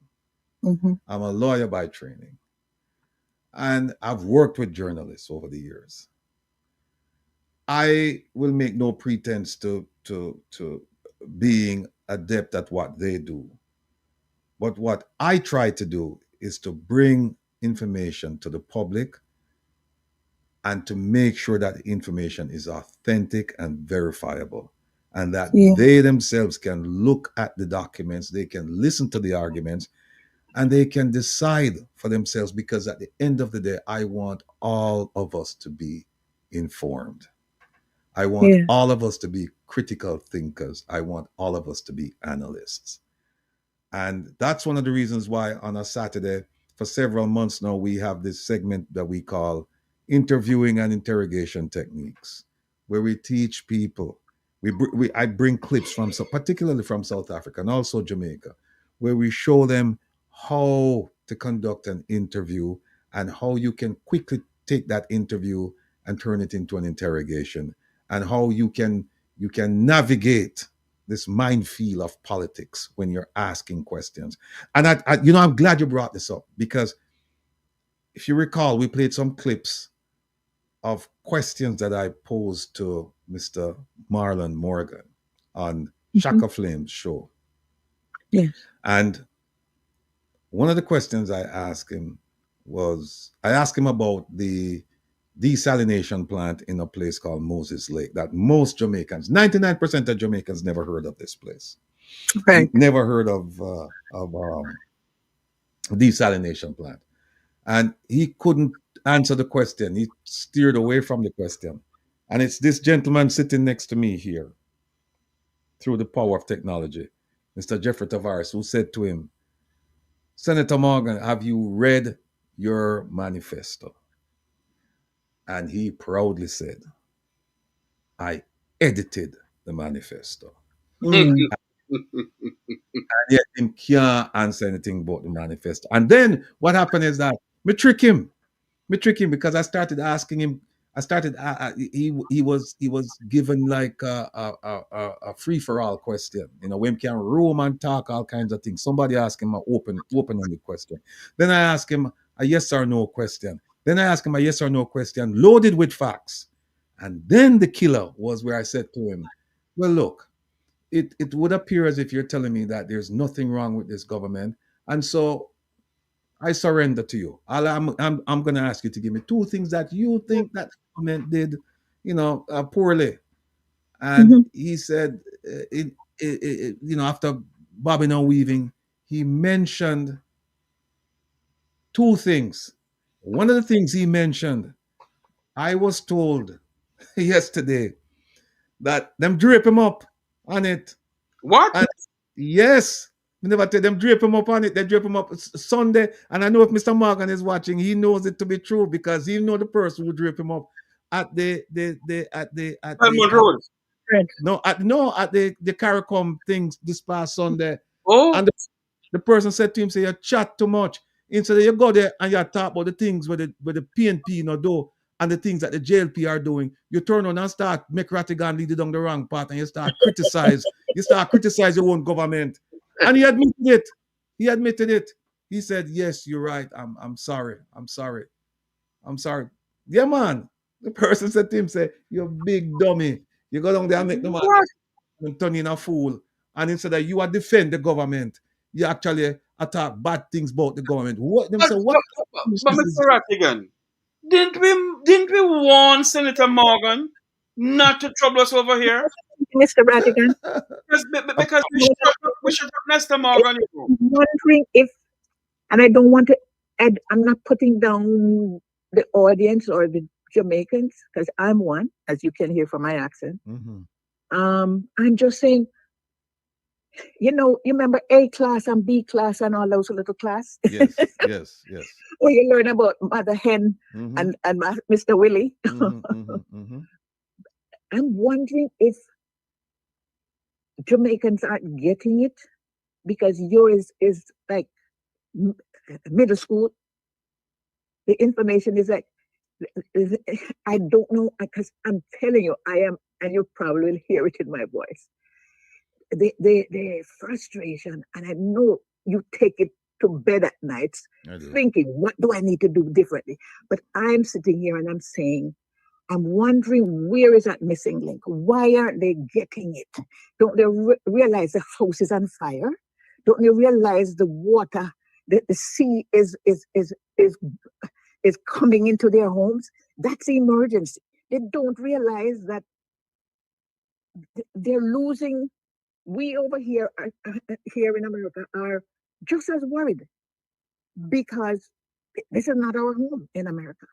Jamaica is it. I watch Jamaica all day. I don't watch the MSNBC and CNNs and all that. Jamaica is it, and I do it through YouTube. And I'm just wondering, maybe some of it need to come down to the A class. I'm not relegating people to saying that they're not as smart as. They're just not getting the urgency of this impending tsunami. It's true. And as you mentioned tonight, pipe bombs is foreign to us. Yes, people used to throw Molotov cocktails in people they don't like, homes or in their business. That's a totally, this devastates because it sends nails and it sends all kind of sharp objects to not make you survive. Correct. And when you do fall down, you're in shreds. It's like somebody chopped you up. It's put you through a meat grinder. People, I think people are not getting it because we need to go to A class. Okay, you're right. Yours is middle school, high school, and college. Thank you. Thank you. I'm an educator, but I'm also a therapist.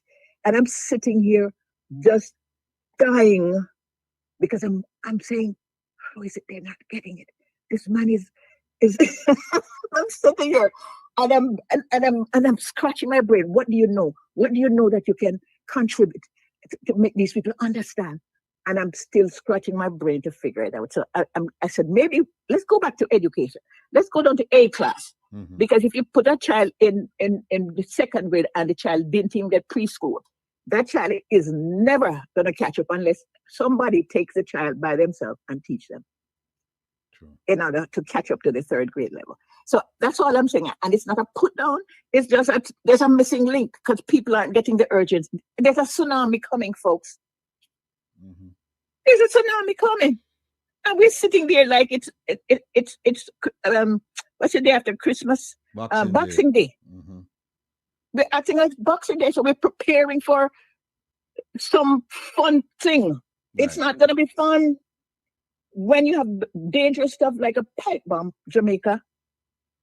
They're not playing. It's not a game anymore. Mm-hmm. So please, suck up all you can from this gentleman. He's giving you time that he needs to be sitting down and enjoying himself in retirement. And he's not. He's giving it to us. He's giving you his time. And the poor man can't even sleep at night. Come on. Jamaica, stand up, man. Remember Nanny. Remember Paul Bogle. Remember Marcus Garvey. Remember the people who came over on those boats. Think of them. You're putting them to shame. Nanny's crying right now in her grave. Jesus, stop it, Jamaica. We're better than this. We've come through hell. Just like the Slew said, turn your hand and make fashion. We have to do that now. No complacency. A tsunami is coming, and we are setting ourselves up if we don't act. Don't let this man drive this bus all by himself. You got to be part of the team. Come on, Jamaica. We have a history of standing up. Do not lie down and let these people beat us down into nothing. And I think that's part of the problem. Jamaicans have been so traumatized that they're desensitized to the things that are happening. And they just take it as a matter of course. No, that's not us. That's not us. Please, and good night. And Mr. Rattigan, I pray for you every night. Thank you. And morning. Thank you. I pray for you because we can't lose you. God willing, you won't. You are our beacon. You are a beacon. So please take care of yourself. And Jamaica, good night. I'm not putting anyone down. I just want you to wake up and realize we are in hell trouble. All right. Okay. So good night, everybody. All right. Take care now. Bye-bye. You know, Mr. Rattigan, listen to this lady here. And I hope Jamaicans at home who have heard the passion of this lady's voice take heed. Jamaica is in serious problem. Do not listen to those who will come on social media and talk about the country is booming. Don't listen to those who come and say teachers are living their best life ever because they can drive new cars now, because those are the days when we were in school. We only could play in the schoolyard because there was not enough cars in there. Don't listen to those people. Do not listen to people who go on radio and spread their lies. And they will go into the center of our country and spread their lies. Don't listen to people like those. So Rattigan, over to you, sir. Okay. With the and I want to thank the young lady for calling, and I thank her for her encouraging remarks and her well wishes and her prayers. Thank you. And the prayers are not just only for me, but for Jamaica. You know the theme song we have: open up your eyes and see for yourself. Open up your eyes and know for yourself. Caller, good night. Welcome to Come Reason with Rattigan. Where are you calling from? Mr. Rattigan, good night. I'm calling from outer space. Okay, Mr. Tavares, good night, sir. How are you? Doing well. I am looking and living like well. Okay, so let me have a few gripes I want to talk about right now. Sure. I understand the Prime Minister and his people, they are trying to blame, especially your platform, that you're causing problem in Jamaica. No, we're not causing problem in Jamaica, Mr. Prime Minister. You betrayed your own people, sir. You betrayed them, and I don't think your kind of betrayal should be tolerated. Neither should it be forgiven. Okay? isn't just an option, it's a necessity. You understand? Especially if you have been deceiving, manipulating, you're taking your people for granted. And I do hope you're listening, or someone for you is listening. You must first protect yourself, reclaim your power, and set your standard high if you need people to vote for you. But to what I'm seeing right now, it's a little bit too late. We're talking about 10 years. Can't be worked in 2 weeks. Okay? Trust isn't selling someone. That's not selling trust. You're selling trust. You're selling people stuff that's not so. It is totally wrong. Okay? Mr. Holness, you lied to the people. You doesn't make mistake by revealing your character. And once someone releases their truth, value, they ought to be believed. Something you don't have. Okay? Revealing what part of the truth we are allowed us to see. That is not just the diminishing that is the truth. It is the assertion of your version compared to your people living in Jamaica's version. Okay? Mr. Rattigan said it best. Okay? He said, and he's not wrong, okay, quote unquote, you will have people write these people name and bulla, and they wouldn't be able to understand why am I eating a bulla with my name on it, quote unquote. Now, Mr. Prime Minister and your cabinet, how did Mr. Rattigan destroy your Labour Party or Jamaica?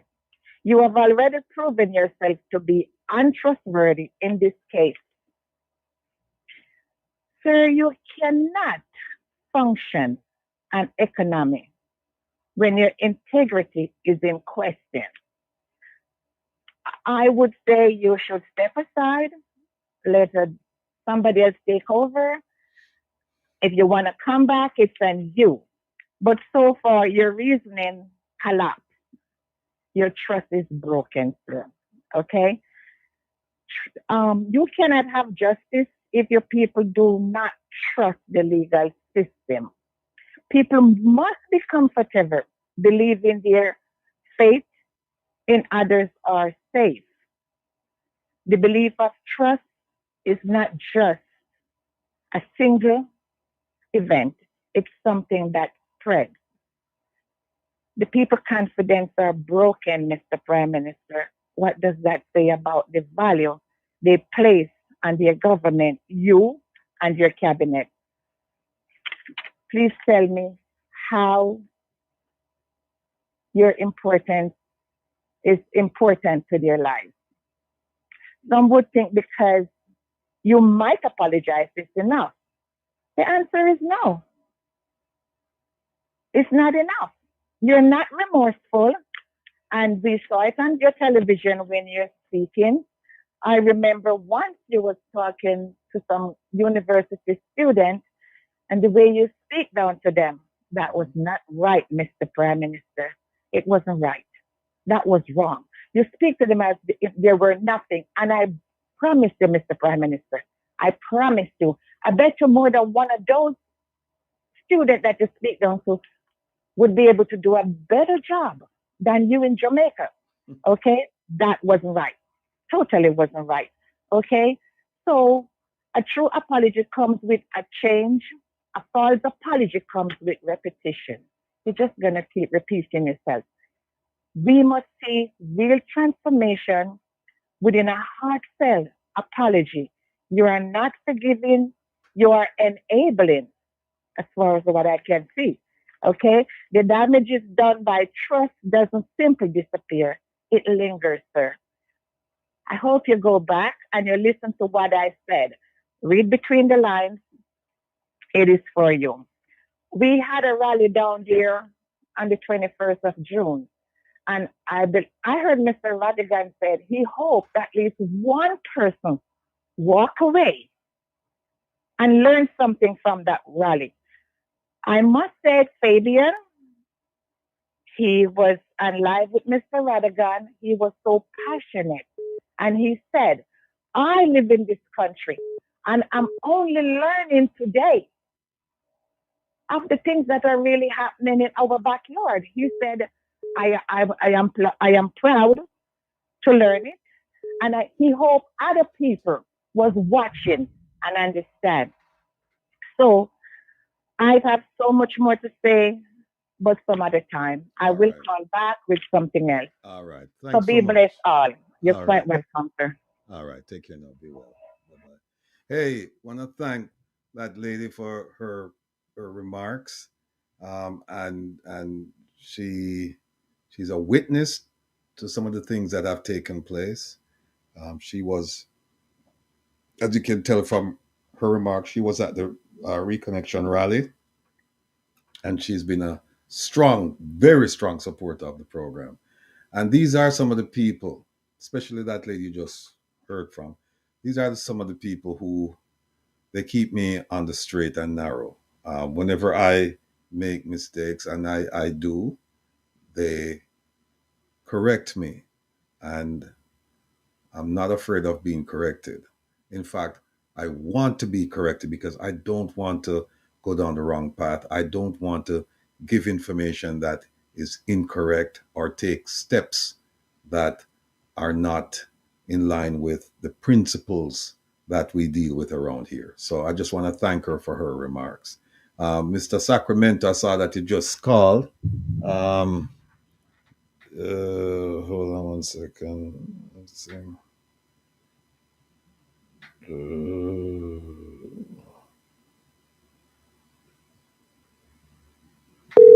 me see if he's going to answer. Hello? Yes, sir. Good night. Welcome to the program. Yes. Hello. Good evening, Mr. Rattigan. Good evening, Mr. Jeffrey Tavares. Good evening, sir. Yes. So I was calling to ask a couple of questions. First and foremost,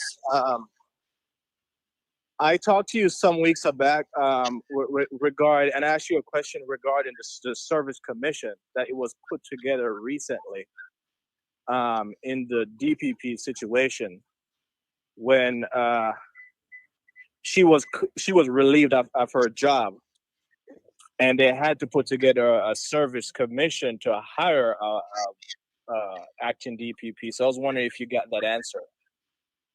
You say you were going to look into it. No, you know what? It slipped to me. I don't have that. What was the question again? Was it a recently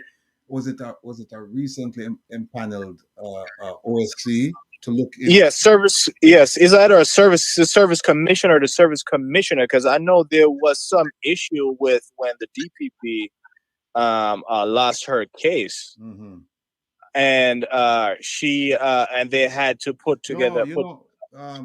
What they had, I have to go back and check, but I know what there was a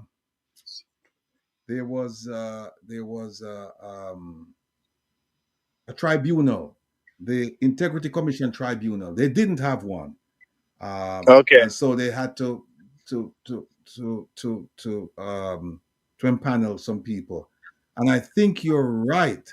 I think the Services Commission, the term expired, and so they had to hurriedly put the team together. And some of the people who were on the previous commission and brought them back. Yeah, I think you're right. I think you're right. Yeah. So, and the reason why I asked that question, especially with the hiring of Mr. Dennis Chung and the seemingly mistake that they have made in terms of changing the requirements and stuff like that, and you know the crap job that they did in hiring him is I'm pointing to that to seem like there has been a mistake that has been made there as well.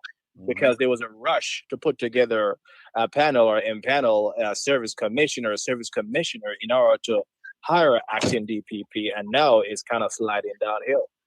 What say you? 1 second.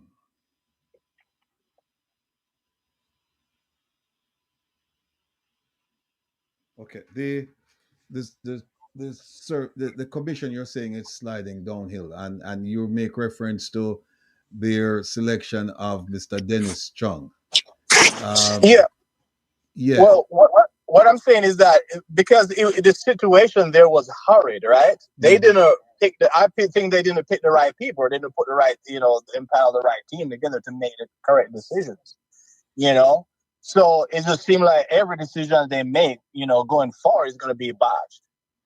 Well, I some of the people, and I have to go back and look. I think some of the people are highly qualified, they're highly experienced, but we have to understand that even though they're claiming to be independent and they are a constitutionally established body, they're not established because of some judicial decision or because of the legislature. They're embodied in the Constitution.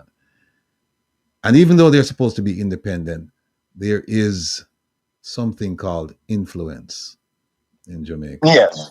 And so when influence knocks on the door is open. Now, I'm not saying that these people are, I'm not saying that they've been bribed or anything like that. All I'm saying is that they're people. They talk to other people. They listen to other people. And sometimes they take instructions from people.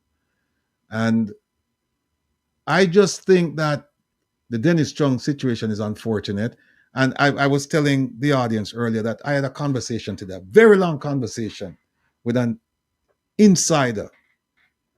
And when I say inside, I mean the inner circle of the JLP. I had a very long conversation with him today. And he started out by saying that he didn't really see anything wrong with Dennis Chung's installment because you don't need to be you don't need to be a law enforcement official to act in that capacity, because in that capacity you're more of a manager. You're more trying to determine who's at work, who's not at work. You're responsible with staffing, you're responsible with policy. You're not really responsible for operations, and because it's a different set of people that will be handling it. So I pointed out to him, and I think I was able to win him over. I pointed out to him that, look, somebody thought, I said, first of all, FID is a law enforcement body. Let's be absolutely clear about that. And I also said to him, the people who have headed, not acting, people who have headed FID, they have come with law enforcement credentials or investigative credentials. And when you hear the government say, well, not everybody being there, some people, they're talking about the ones who have been in an acting position. When some of the in instances where these law enforcement officials left, then the acting position was ended up being occupied by people with IT backgrounds, right? Until they could find somebody with law enforcement background to come in and take the position.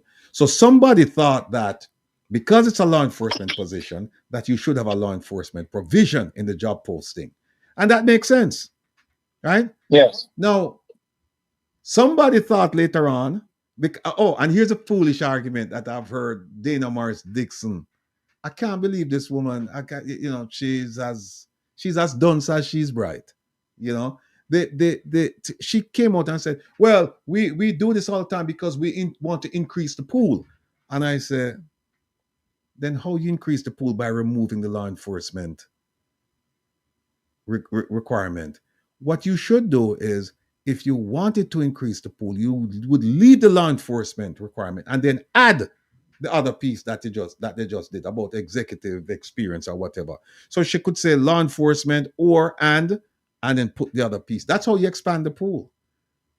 But in a situation like that, why would you want to increase the pool? And wouldn't you want to narrow it down to the best of the best? Well, what she's saying is that apparently not a lot of people applied, and the person who got the job walked away from the job, and that was Fitzbailey. It's been identified that it was, according to news reports, that it was Fitzbailey who said that he didn't want the job. Now, the question is, why did he put in for the job in the first place? And why did he refuse to take the job in the second place? Something happened between the time he put in the application, because he didn't withdraw his application, He didn't withdraw it. He went through the interviewing process and he was selected.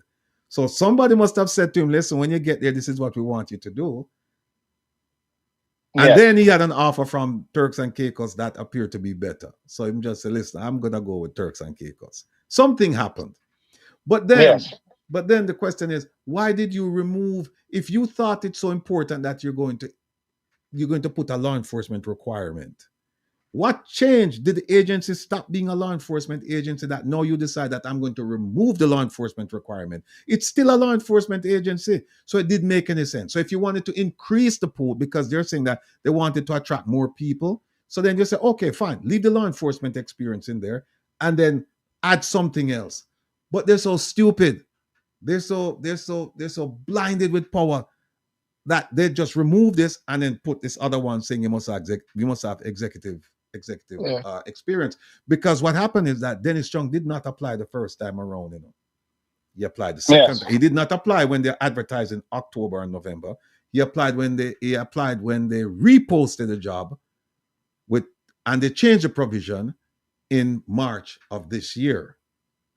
Now, you made a point that, hey, they hurriedly did it. And you're right, because the previous chief technical director, Selwyn Hayes, he left last year, March. And they didn't advertise the position until October. So the question is, why did they hurry it up now to get this Dennis Chung in? And then the case that nobody, when you present this case, they may argue with you about the requirement, and they may say, well, you don't need it because it's an executive position and he's not doing the investigation. He's just a manager, blah, blah, blah. Fine. But here's one argument that they cannot refute. And that is, this man prejudged the case before he got the job. He prejudged the case by saying, I don't see anything wrong with what the prime minister did, 28 bank accounts and all the other things. They're just much ado about nothing. I don't see it.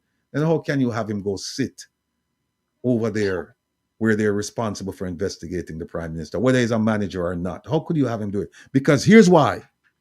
Under the Financial Investigations Division Act, he has there are three options available in there. Three that I have identified. There may be more.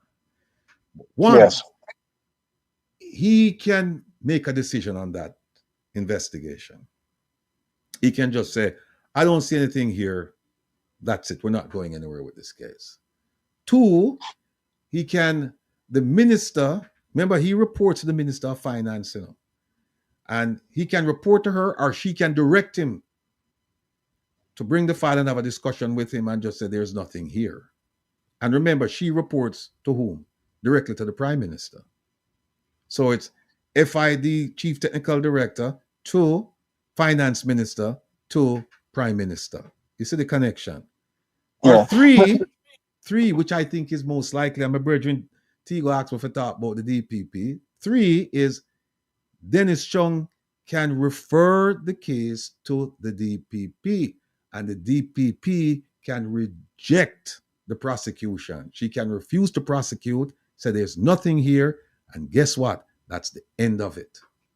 But that will come after our investigation, because as far as we know, there's actually no investigation going on now. Well, we don't know. Right? We don't know that for sure. We know that they're short-staffed, but we don't know if they have prioritized this, and we don't know where they are. So they could do we don't know what they're capable of. We don't know what they're capable of doing or what they're incapable of doing. All we know is that it was referred to them. Now, it's possible that he could say, make this a priority, and then he could just take it over to the DPP, and then she could say, I don't see anything here, end of case. And it wouldn't be the first time she's done this. She's done this many, many, many times. And then that would be the end of it. Also, let's stick with the DPP. The DPP has to leave office in September. Now, there are things that she can do that would take the attention away from Dennis Strong and from the Minister of Finance and from the Prime Minister. If she in early September say, I'm gonna refuse to prosecute this case. I'm gonna decline prosecution. Now Dennis Strong would have an argument, because he would say, hey, it's not me. Under the law, I work hand in glove with the prosecutor and I give her the cases. And if she declines to prosecute, that's her prerogative. That's one. And that's final. And that's final. Or he could say, hey, I gave it to my minister and she decided that she wasn't, that we should shut this thing down. And that's why I'm saying the DPP, it makes more sense, because if you do that, look at the blowback that you would have. Look at the controversy you would have with the FID people. FID person who has prejudged the case is now giving it to a minister who reports directly to the Prime Minister, and she's saying, forget about this case. It's not in the public interest to move forward with this case. I think that's a language I use, if it's not in the public interest. And then the term, so you see the blow. But if they put it on the DPP, who has left office, is only one person. They can always say, hey, we gave it to the DPP, and she said, I'm not prosecuting, and that's the end of the case. All right, here's this question now, right? Say, for example, Dennis Strong or the FID. I don't want to say Dennis, because the FID is an entity. Say, for example, the FID come up with adverse findings against the Prime Minister, Andrew Holness. Doesn't this give him a case because of the scrutiny that the director came under, to say, hey, look, because of the scrutiny that the director came under, they're forced to find adverse finding against me. So wouldn't that give him a case like that? So wouldn't it be tainted either way, whether he come up with adverse findings or not? I don't think they're going to come up with adverse findings. I'm hoping that they do, if the facts lend themselves to that finding. I'm hoping that they do. But I don't think they're going to do that, because here's something else. They could send it to the DPP, and she could say, there is no statute of limitations here, but you know what? I think it's an abuse of process. And that's a very nebulous term. They used it in the Westcon investigation when they should have gone after people. They said, we have the evidence, but abuse of process. All right. And that's when you want to make the argument that they took too long to prosecute, or witnesses are not coming forward, or the evidence is unclear, or whatever. They can use that abuse of process defense, and it's worked. It's worked. Yeah. Worked. I just want to be direct in what I was saying about the Service Commission. I think the opposition dropped the ball there. I think that because of the mad rush to install that commission when the DPP situation happened, I think the government was able to put some people in place over there that was overlooked by the opposition. Well, I think that's where the mistake has been made. Well, the question is, even, I think it's done. I have to go back and look at the Constitution, but I think it's done in consultation, or it's done in consultation. The names are selected in consultation with the leader of the opposition. However, I don't think the leader of the opposition has the power, and I don't think he has the authority to reject the members. He can say, I don't like this person, but remember, the names will still go forward to the Governor General. And remember, the appointment is made by the Governor General. So even if the opposition leader registered a complaint about a person, and the government says, we're still going to move forward with the appointment, we're going to still move forward with the nomination, the Governor General can say, okay, I understand your objection, but I'm going to still nominate the person. And that's the end of that. Okay. Yeah, I'd have to go back and look, but I think all they have to do is talk to them about it. The government can talk to the opposition and say, here are the names that we intend to submit to the Governor General for appointment, and you can object to it. But then once they said, we're going to move forward, we're going to give it to the Governor General, and our Governor General, him sign off on everything. So there you go. All right, last couple of reasons I want to make. One, with the Everard Warmington thing, the speech that he made where he did all the cussing and stuff like that. Yeah. one important thing that I heard him say that I don't think people are actually speaking much about. I take this angle on it. I think it was actually an open admission that he made. I mean, forget all the cussing. For me, I don't really have a problem with the cussing. You know, I'm paramilitary and we drop F-bombs for whatever, right? So I don't mind cussing. But what he said, right, when he said to close your eyes and vote, I think that's an open admission right there that we don't have anything. That's an open admission that what? We don't have anything to run on. We don't have any success to run on. So just close your eyes and vote. I don't hear nobody kind of looking at it that way. But to me, the way I interpret it, because for some reason I like Warmington, because I like people who are just open and honest, right? Cost it what it will, right? I don't like people that you gotta like tough time, for example. You know, spin doctors. Mm-hmm. Warmington is going to tell you exactly what it is, exactly what they're trying to do. Same thing with the Portmore situation where they're trying to do all that gerrymandering stuff, right? Mm-hmm. His statements was the one that was used to figure out exactly what they're trying to do. And it's an admission. And I think in this case, it's an admission. Like, look, we don't really have much to run on. What do you think about that? Yeah, when he said close your eyes and vote, yes, it's saying that he could have easily said hold your nose and vote because our candidate is not good at all. Our client smells, or our client, you don't want to look at him. But when you close your eyes and vote, you really don't know who you vote for because you don't know where you put your mark. So, you know, I'm not sure what, to some extent, I'm not sure what he was asking the people. Mr. Rattigan. Wrong metaphor. Mm-hmm. Can I ask the caller a question? Is he hearing me? Caller, you hearing me? Yes. So you don't have a problem with Mr. Warmington cussing. So you're saying to us when Mr. Warmington said that they must put their X beside the effing bell, you don't have a problem with that? No, I don't have a problem with that because I'm somewhat desensitized to that, being in the environment that I've been in, right? I said F-bomb is being dropped. No, but when you have a sitting member of parliament who is a lawmaker in our country, if other people who go on stage, artists who go on stage, who got locked up because of the words that they use, you do not believe that a man who makes laws, who have to make laws in Jamaica, go on a political platform and say those words, you don't think he should be locked up for that? On principle, yes, he should be arrested. But I'm speaking personally. I don't have a problem with F-bombs. Right. Yeah.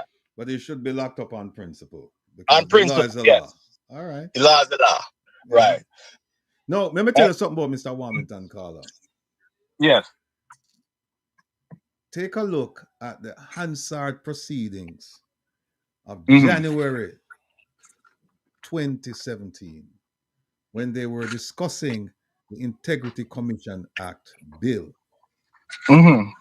Read that Hansard proceedings.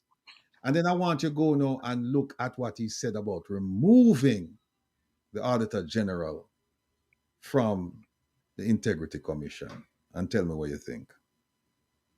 Yeah, and I'm not saying that he's probably the most honest person. You get what I'm saying? I'm just saying if I'm gonna have somebody around me, I like people around me who just speak openly and tell me what you're thinking. Than being PC. Right. Well, if you like that, just go ahead and look at his vote. Just look at his vote. Forget about what he said. Just go look at his vote on the Integrity Commission, because he's listed in the transcript. Go look at his vote and then look at what he's doing now to the Integrity Commission Act with his amendment. Yeah, and that I don't agree with. I'm just talking about his person. That's really, you know what I mean. Right. Him sound like one of them aisle man, you know, who drink and him drunk and him talk some foolishness. You know, that's entertaining to me.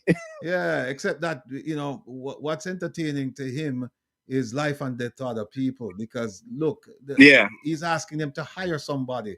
And let me ask you this, because they're actually looking for jobs. That's what they're doing. This whole election thing, it's about telling your employer, if you are already doing the job, that you are an outstanding employee, and they should retain you. And if you've never had the job, you're saying, trust me, I can fulfill all of your requirements, and I will be an outstanding employee. Now, somebody telling you that, don't worry about no requirements and just close your eyes and just hire the person, man.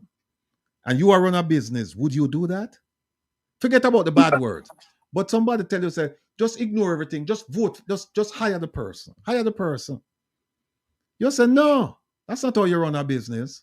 I don't agree with the statement. I hope I made that clear. I do not agree with the statement, and that's why I said it's more of an admission of guilt that, hey, look, we don't have anything to run on, so guess what? Just like AI and just vote for your party. That's basically what he said.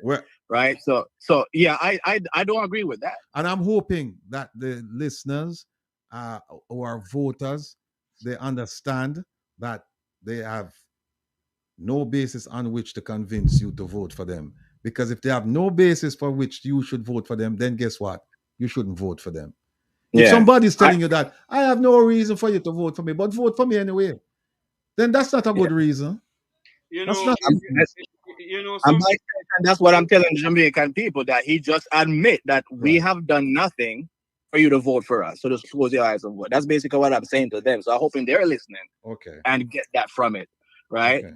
Because, and even what they're doing right now, I see that as window dressing. The dog and pony show. Like when you're working for a company and the big wigs are coming down and you're cleaning up everywhere, every crevice, every corner for everything to look good. Right. That's basically what they're doing. And in this case, we are the big wigs because they're asking for us to hire them, basically. Exactly. So, exactly. Yeah. All right, Carla. Look, always a pleasure. Those are my points. Thanks, Mr. Rattigan, for the opportunity. Take care of yourself, my brethren. Big up yourself. Man. Listen. Mr. Rattigan, my take on Everald Warmington, as I think you're going to wrap up now? No. Go ahead. Okay.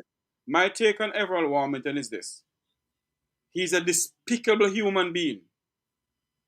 And he should not be sitting in the Parliament of Jamaica. He's a disgrace to Jamaica. He's a disgrace to the Parliament of Jamaica. He's a disgrace to the people of this country.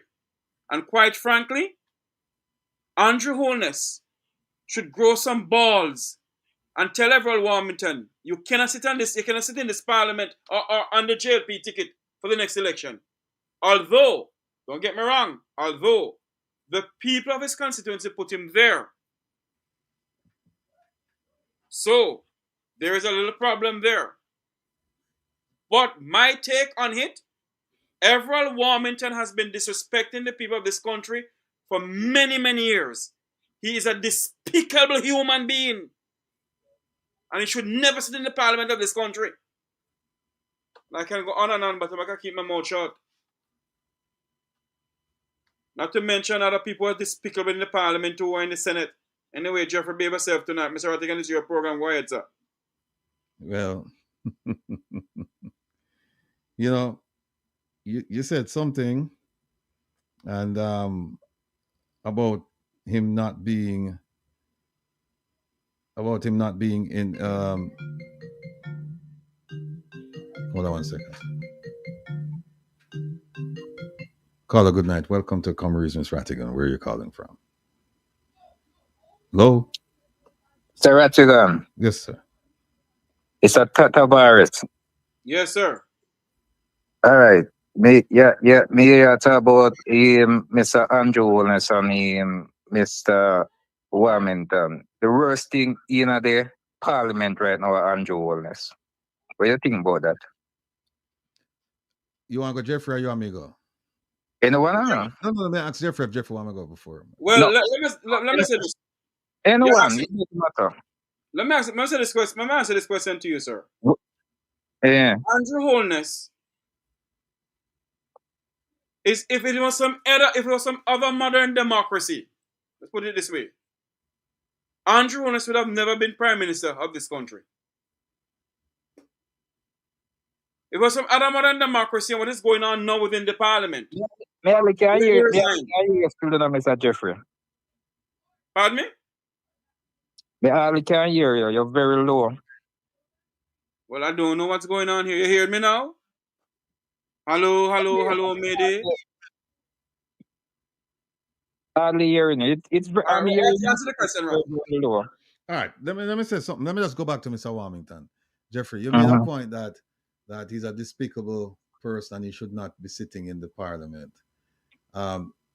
He's represented the people of St. Catherine's South for approximately, I think it's 23 years. And then you said that there's a little problem with the people who put him there. No, I think that's the biggest problem.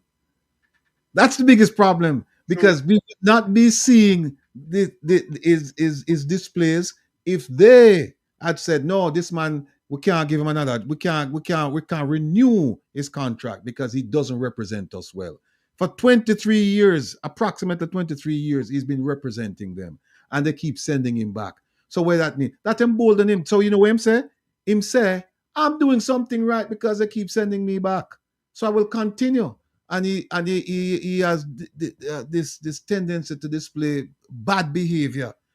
And apparently it's acceptable to the employers. Yes. The employers say, yeah, so we're going to send him back. So while we can blame Mr. Warmington, we also must not lose sight that he did not go there by himself. People voted and sent him there. So we have to say to the people, is this one I want? Is this one I really want? Yes. Let them decide. Now, to the gentleman's question here, I've said that the worst politician, the worst parliamentarian is Andrew Holness. You know, I would say yes. And here's why I would say yes. Thank you. I would say yes because the buck stops with Andrew Holness with everything, right? Everything. Him run the whole show. Every single minister you see sitting there was appointed by Andrew Holness. Every single one. Right? And the people within the office of the prime minister, NEPA and all of these, the prime minister is responsible for them. One of the biggest problems I see with, I don't want to say, one of the biggest problems I see with Caribbean countries and African countries is this. I see political immaturity and I see them clinging to power at all cost. Here's what I mean by that. You look at all of the politicians over the last, let's say the last, because I'm a newcomer to this. I just started doing this 3 years plus, I think almost 4 years now. If you go back to 2016 till now, I want you to find me one minister who stood up and said, you see that scandal, or you see that problem, you see that issue, I take full ownership of it. Because you know why? It happened on my watch in my shop. Hold on. Sorry to cut him. You know who did that in the parliament when he was leaving? Who? KD Knight said to the people of Jamaica in his final speech to the Senate of Jamaica that he regret that his team did not do better for the people of Jamaica. Yeah, but what I'm talking about since 2016. Well, true. 2016 till now. I haven't heard a politician. Look at the prime minister. There's so many scandals going on. And he hasn't even uttered a word. When was the last time you heard the prime minister talk about Cornwall Regional and the extended cost and the extended time period to fix the problem there? When? You hear him talk about the pipe bombs? No. You hear him talk about the car scandal, the used car scandal for the police? Not even the dead baby. You hear him talk about the dead baby? No. You hear him talk about the fertilizer? No. Raise any one of these issues and go back and look and see if you see the prime minister say, you know what?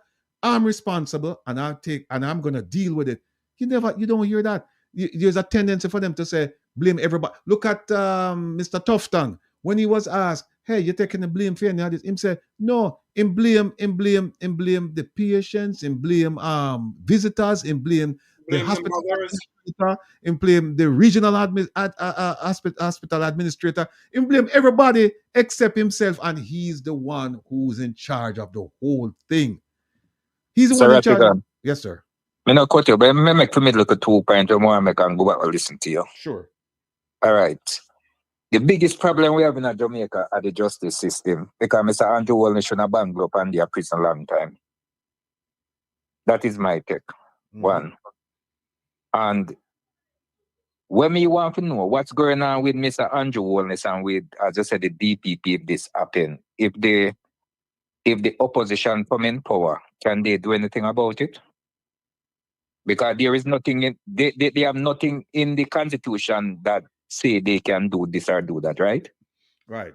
If all right, finish with the questions, because you have I wrote them down. You have 2 questions. Well, basically, this is what we really want to ask them. As me say, the justice system are my biggest problem in Jamaica, because I think Andrew Walner should have banged up and they are prison a long time. Not just him, no.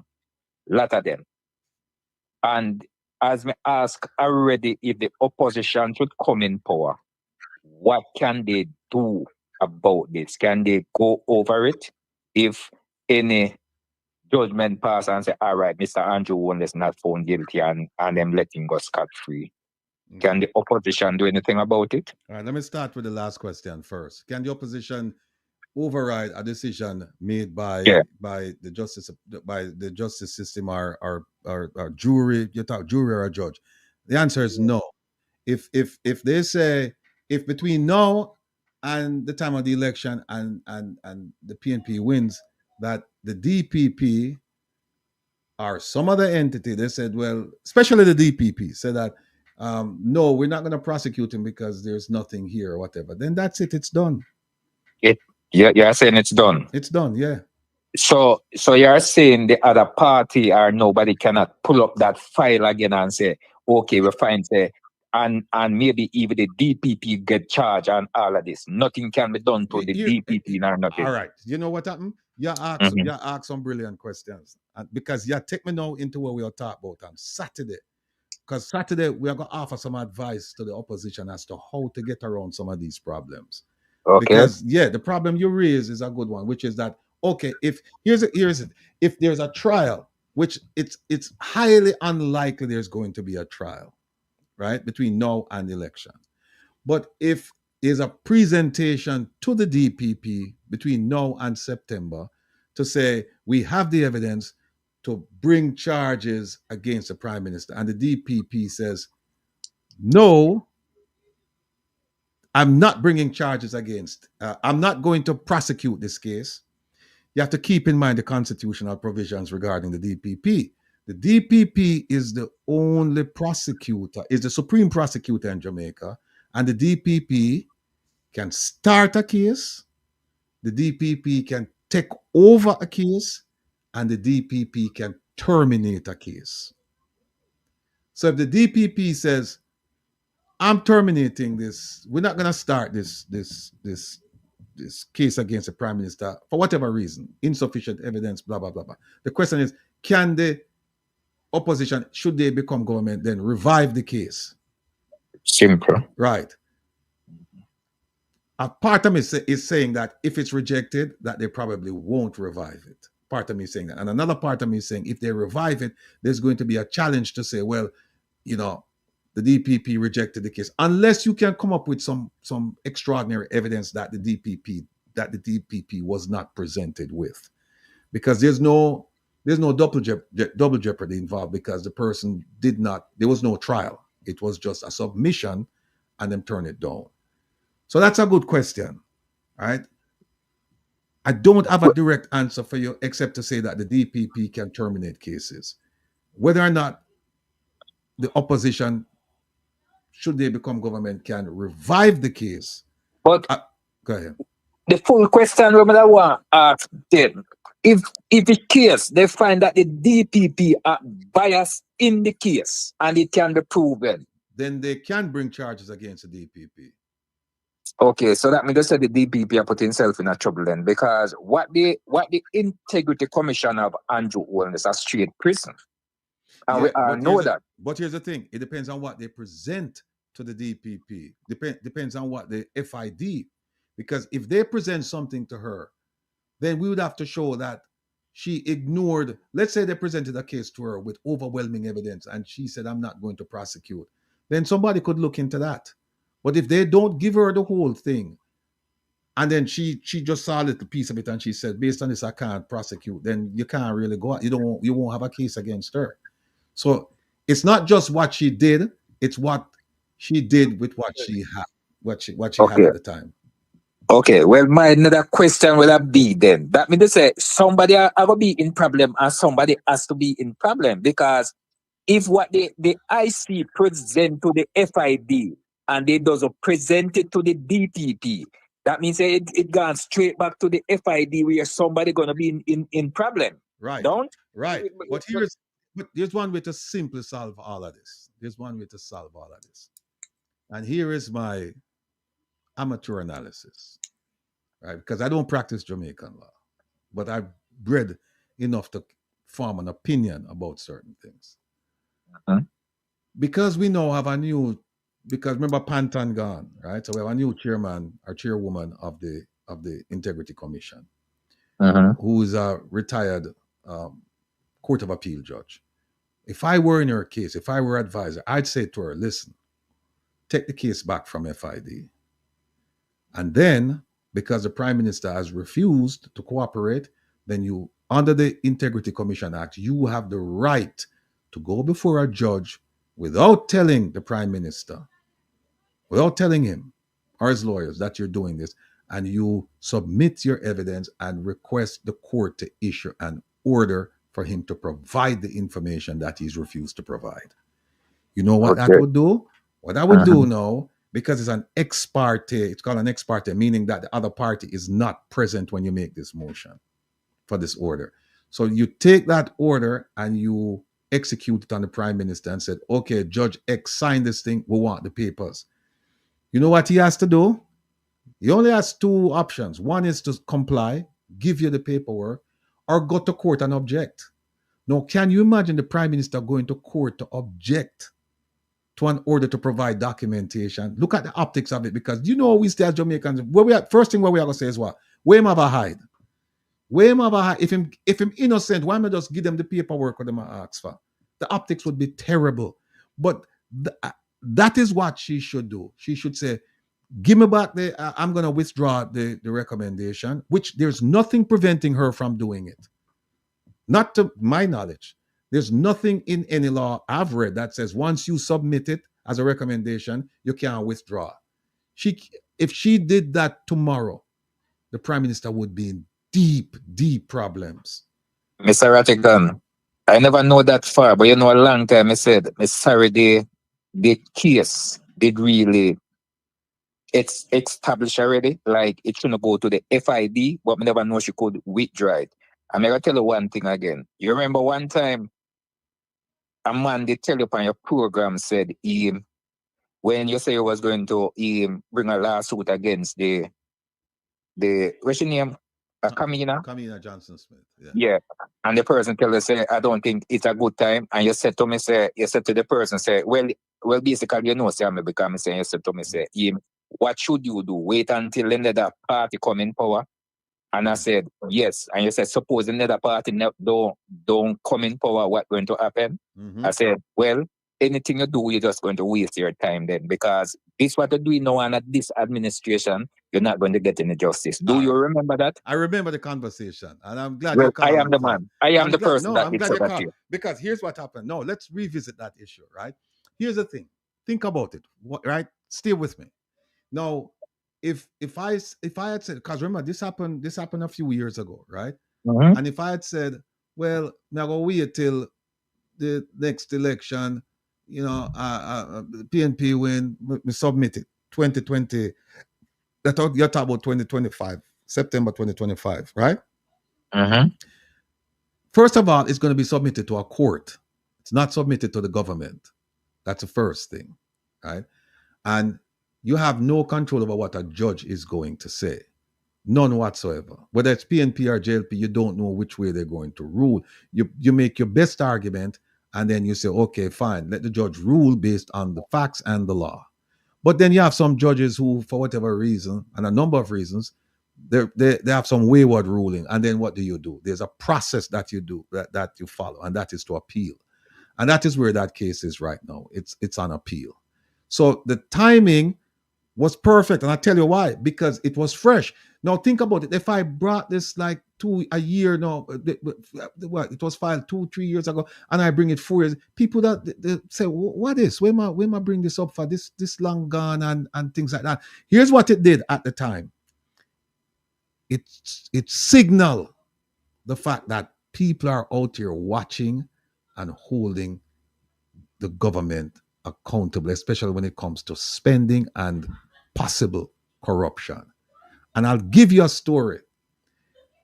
Everybody in the parliament knew about that, because I have friends in the parliament. Well, some people say no friends, you have acquaintances. I have acquaintances on both sides in the parliament. And they all commented on the lawsuit. And they said to me, Rattigan, you're right. You're right. But them now really do nothing about it. But you're right. But here's what the courts probably won't do anything about it. But here's what happened now. You have made us aware that you and others are looking, and therefore we're now more circumspect about how we do business. It's not business as usual. And here's the example I want to give you. Because I also was asking about the travel, funding and all of this stuff, not only for her, but I was also asking for Babsy and a few other people when they travel, because nobody's watching that. The Prime Minister traveled to America, and a senior JLP politician traveled with him, with whom I have an acquaintance. And I called him because I heard he was here. And I said to him, yo, you come out foreign? I call my brother. And the man said to me, before me even said to me, say, how you doing? Whatever. The man said to me, say, Mr. Rattigan, I would like you to know that I spend my own money to come on this trip. You see what I say? You see what I say? And if I can get them to start thinking about that and start looking over them shoulders, that's I'm a winner. The Jamaican people are winners, because I suspect that under normal circumstances, people would have just put it on the government tab and would just fly. And this man tell me, say, no, we just want you to know before we go any further. Say, me pay for this trip you have for coming up. Come know y'all watch the whole away, and I'm me pay for this trip. So Mr. Rattigan, you believe if him fly upon the people and taxpayer money, you think he was gonna tell you that? No, him know me have the ability to find out, man. Okay. Him know me have the ability to find, because them see when me are do in a parliament, because I've been told them say every single ATI you file, we hear about it in a parliament, because it got to the different ministries, and people talk and say that brother Rattigan him file another one, Sometimes, brethren, them have days when I file all 12, Depending on how I feel, I file all 12. There's a time when every day me have file. Me have over 20-something responses sit down when me never even touch yet. We never talk about them on the program yet. Yeah, man. Me have over 20-something responses. Well, I say my last thing and go back and listen to you still, But as I tell you, these people don't care. They don't business. They just do whatever they want to do, because the justice system, to me, it defends them. I may be honest here. The justice system in Jamaica right now defend this government. And don't get me wrong, maybe if even this government come in power, maybe them are gonna have the justice system will defend them same way. You realize anything from the other side do, you realize then get charged and everything. Just tell me one of these people and in the government right now where do so many things will ever get charged. Look into it and remember. Let me ask you a question before you go. Let me ask you a very simple question before you go. And I hope you tell me yes. If the answer is yes. All right. Have you signed the Magnitsky Petition? Some that tried to sign it already and it never got through. So you not sign it. No, I don't sign it. As me tell you, I was trying. Look, you're an intelligent man, and the OT put up. Why you say that? Let me Mr. let Rattigan, me know hear Mr. your Rattigan, question. Me hear your Mr. questions. Rattigan, Let me know. Me hear listen, Mr. Rattigan. Me just a little cold bubble, and man, you just No, bug cold. you can't fool me. No, you can't fool me. Trust me. No, the questions that you are asked. No, the questions. Anybody that on your program, no man, he's a very smart person. Oh. But yeah, me very smart man, and me know a question to ask. People don't really go around me, and people don't fool me. There you go. People don't fool me. And I hope that your skills where you have when you come to the show on a Saturday, that we kind of at least add a little bit of improvement on your skills, because that's what we try to do. We try to improve people's skills when it comes on critical thinking, asking questions, all of these things. But here's what happened. Mm-hmm. I tend to agree with you that the justice system in Jamaica has failed the people of Jamaica, because Marissa Dalrymple Philibert should be in prison. Leslie Campbell should be in prison. Andrew Holness first in their prison. And that's Andrew Holness first. Hold on. Andrew Holness can't go to prison unless him get charged. You have to charge him first. So, but them two that we may talk about. There is so many things that Andrew Holness get charged. Them not charge him. Because the justice system, that's what they're talking about. No, but because of the justice system, but here's what I try to tell you now. What I try to tell you is that if you sign the Magnitsky Petition and have your friends and family and neighbors sign it, because guess is what happened now? The Magnitsky Petition, the Magnitsky Initiative seeks to bring justice to the Jamaican people from outside the country. My son and my daughter expert on the internet. I'm not. Me never really bring it to them still. Then me I go bring it to them. And you let me down, man. You may tell us something. You tell me yes. Because you give me a whole heap of big argument and some serious argument. You have to. I say, well, no, it sounds like you signed the thing and you look for justice from outside of the country. So Mr. Rattigan, you want me to tell a lie, say me do it when I don't do it? No, but Mr. Me did expect you say yes. But you but I told you, talk to your daughter and your son. At 3-1, you're going to get no. At 2 time, I'm going to make the chair with everyone we are going to sign it. And one of my son's friend is here too, so I'm going to make the four of us sign it. All right, my brother.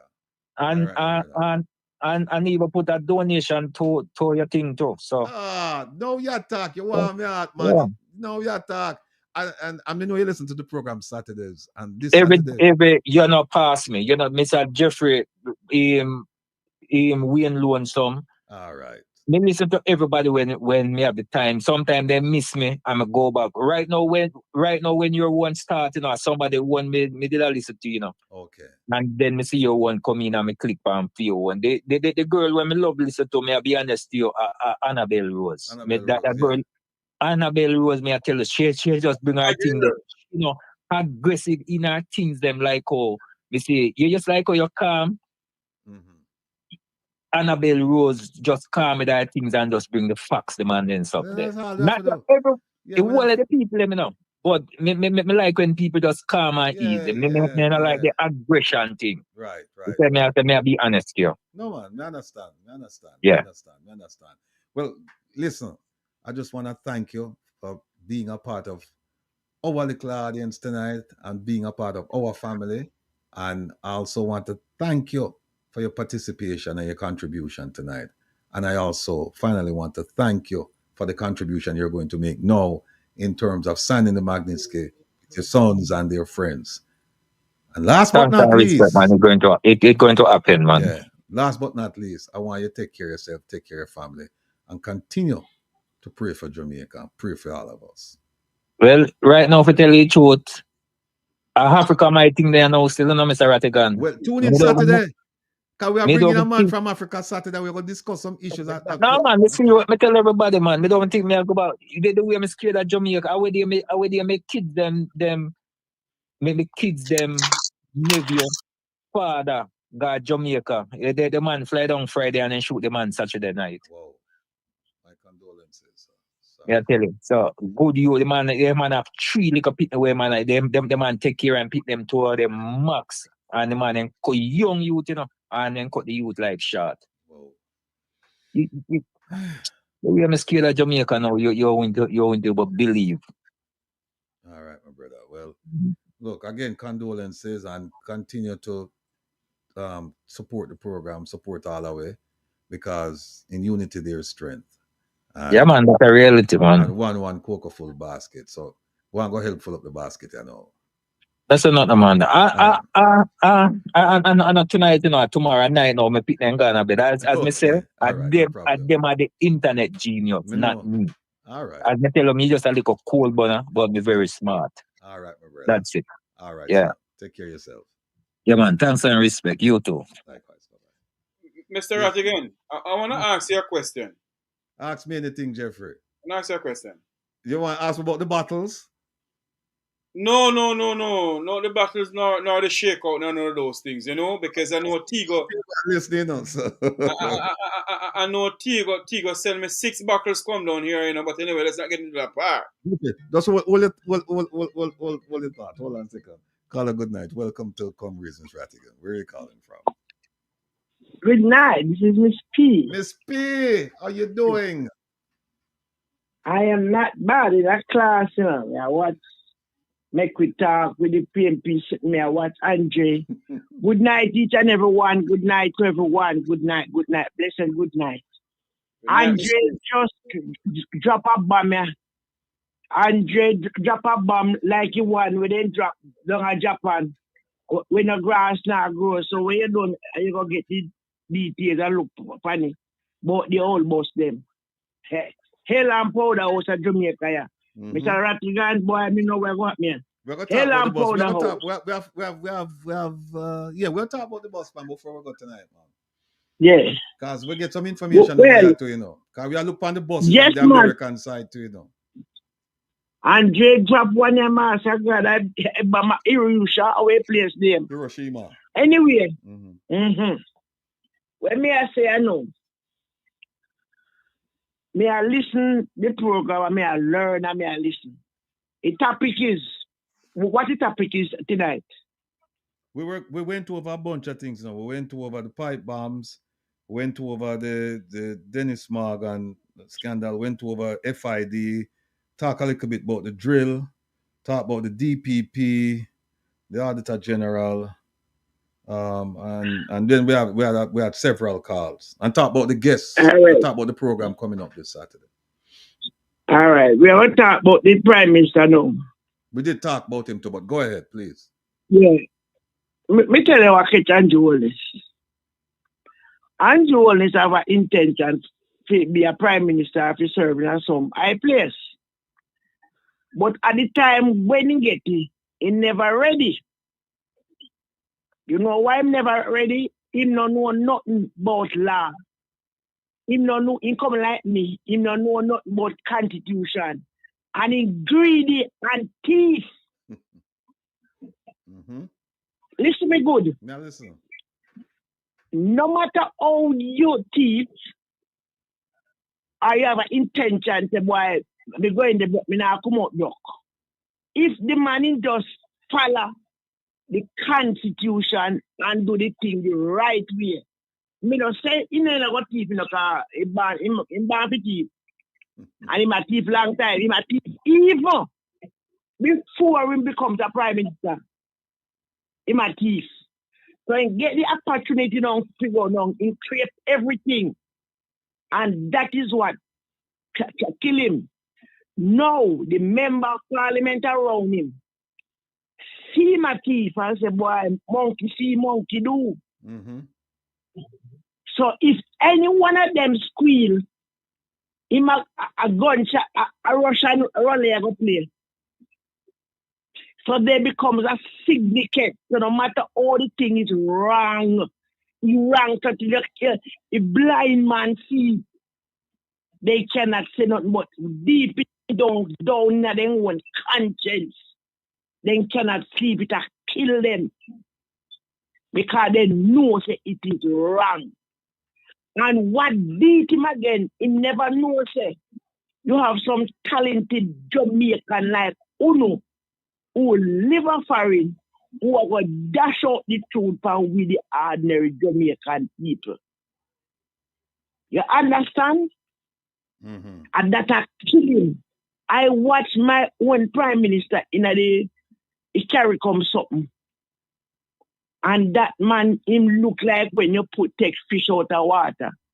All him a do, Him attack and him, but if you look on him body language, the man is not comfortable. The man have on a socks. Me don't know where he find a socks from. Me don't know who give him that socks there. And him pants foot short. And then when he sit down, he put drop like he take a measurement in the water. And I say, no, sir, this can't be my premise. I listen to him in my chat. And before the man talk about what happened at Jamaica, and asking Jamaican, asking Caribbean people, they say, make we work together to achieve something in Ghana for 80. Look what you do with 80.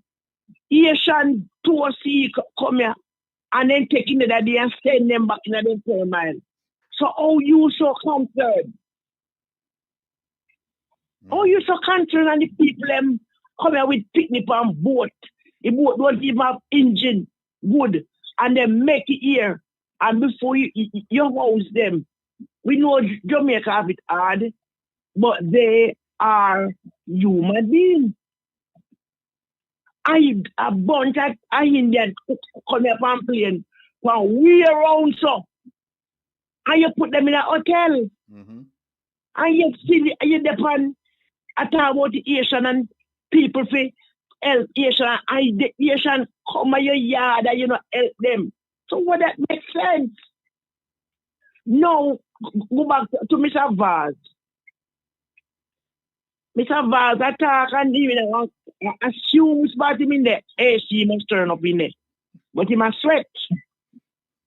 No. All the years is taxi and bus I carry picnic go to school. Not saying you don't have bad taxi man, but in every sector at Jamaica you have bad taxi man, bad politician, bad pastor, because no of the politician them are raper, pedophile, pastor the same thing, taxi man are the same thing, busman, farmer, every sector you find pedophile and rapists in. So why are you crucify the taxi man them now? I said then drive bad because you can't so all bus coming. It's not that we don't appreciate say you put a rural 2015 the PMP put out a plan named rural safe something picnic. 20 which are school picnic, but named rural safe travel, something like that. 50 children, most it said type of something. And then Van Peters then come in 2016. Let's not forget, we don't forget nothing. Portia Lucretia Simpson and the rest of the person who was there put in to go look for JIS not meet. And now, when 2 months left or less than 2 months left the election, you go America, go pick up some old junk and come at Jamaica to frighten away. To say you can bus come here to carry a picnic. Why you never carry the bus on 2, 3, 4, 5, 10 years ago? Then the type of bus where you can come here, it's them in a Rotterdam at Kingston and in a Montego Bay town and out of the town them it wouldn't bad. But the country here with them, the bus where driver, they we out there so and he see and he phone road see the back of him and the bus back long road there so and the road them at Jamaica, a country road is narrow and it's full of patrol and he precipitate round there so but them the bus they go drive. They might have can drive in a Maypen, Linstead, Bagwalk, down upon the plane. Yes, we don't need that. They can't drive upon the plane. Because when they take car and they have to wide like a trailer. True. Right? Because they have to go way around there so up wide, that's the back can't go around. Right? So Mr. Val, stop taking with the idiots. Now, why you didn't buy some coaster? Why you didn't go to Japan and organize with them and say, right, a $10 fee coaster, we want 100 coaster, you can give me $7, sir. You're bringing a third person and a fifth person and all of one yam food. And you say no one win election. You think everybody are idiot, brother? No, me can't talk the big language, you know, because I don't got university like them. If me did go to university, God forbid, you tell me my grandparents them now go take that whole bus there. You fling it taxi man them on the bus. And the taxi man them run this economy. You not even public bus, you can't people got work. Miss P. I tell you. Let me just tell you one thing. Do not make any excuse for your intelligence, because going to university is only one way of being educated. It is not the only way of being educated. And in my discussions with you, I've found you to be highly intelligent. I've found you to be more intelligent than a lot of the politicians that I talked. And I talk to politicians on both sides. Now, I must tell you that the politicians on the PNP side, they're relatively new. Them come without any blemish, a lot of them, right? And they're extremely bright. On the other side, we have the JLP, they're in power, and they refuse to come around here and talk because they know that we don't ask questions unless we know the answers. And they know that because they have a record, that we are going to examine the record with a fine-tooth comb, and we're going to find things that are pertinent to the Jamaican people. And we're going to ask those questions, and then they're going to look like idiots. So they don't want to come around here. But the important point is you exceed the intelligence level of some of these people. They're educated fools. They went to school, sat SWAT. They read a book and gave back what's in the book to the professor. They don't have the critical skills as you. And that is what we need to survive in today's world. We don't need somebody who's going to regurgitate what's in a book to the professor. We need somebody who's able to connect the dots, somebody who's able to critically think through the issues and say, yeah, this don't make sense. And sometimes common sense is not so common at all. Sometimes it's an uncommon commodity, but it is highly necessary. So don't, and I've heard you say it before, that boy never go to school and know the big words. Trust me, you're light years ahead of these people. You are light years ahead of these people. And as far as the bus thing is concerned, people, we saw all of the paperwork so far. We saw all of the paperwork between yesterday and this morning. And I must tell you that I've been contacted by JLP and PNP politicians and operatives because everybody wants to know what's going on. We are doing our own little investigation here in the States, and we have come across some interesting things today. We're going to broadcast them this Saturday because the investigation is continuing, and we have people looking at those invoices. We have people reaching out. We have people doing a whole bunch of things. So stay tuned for this Saturday. But the thing is, and go ahead. No, go ahead.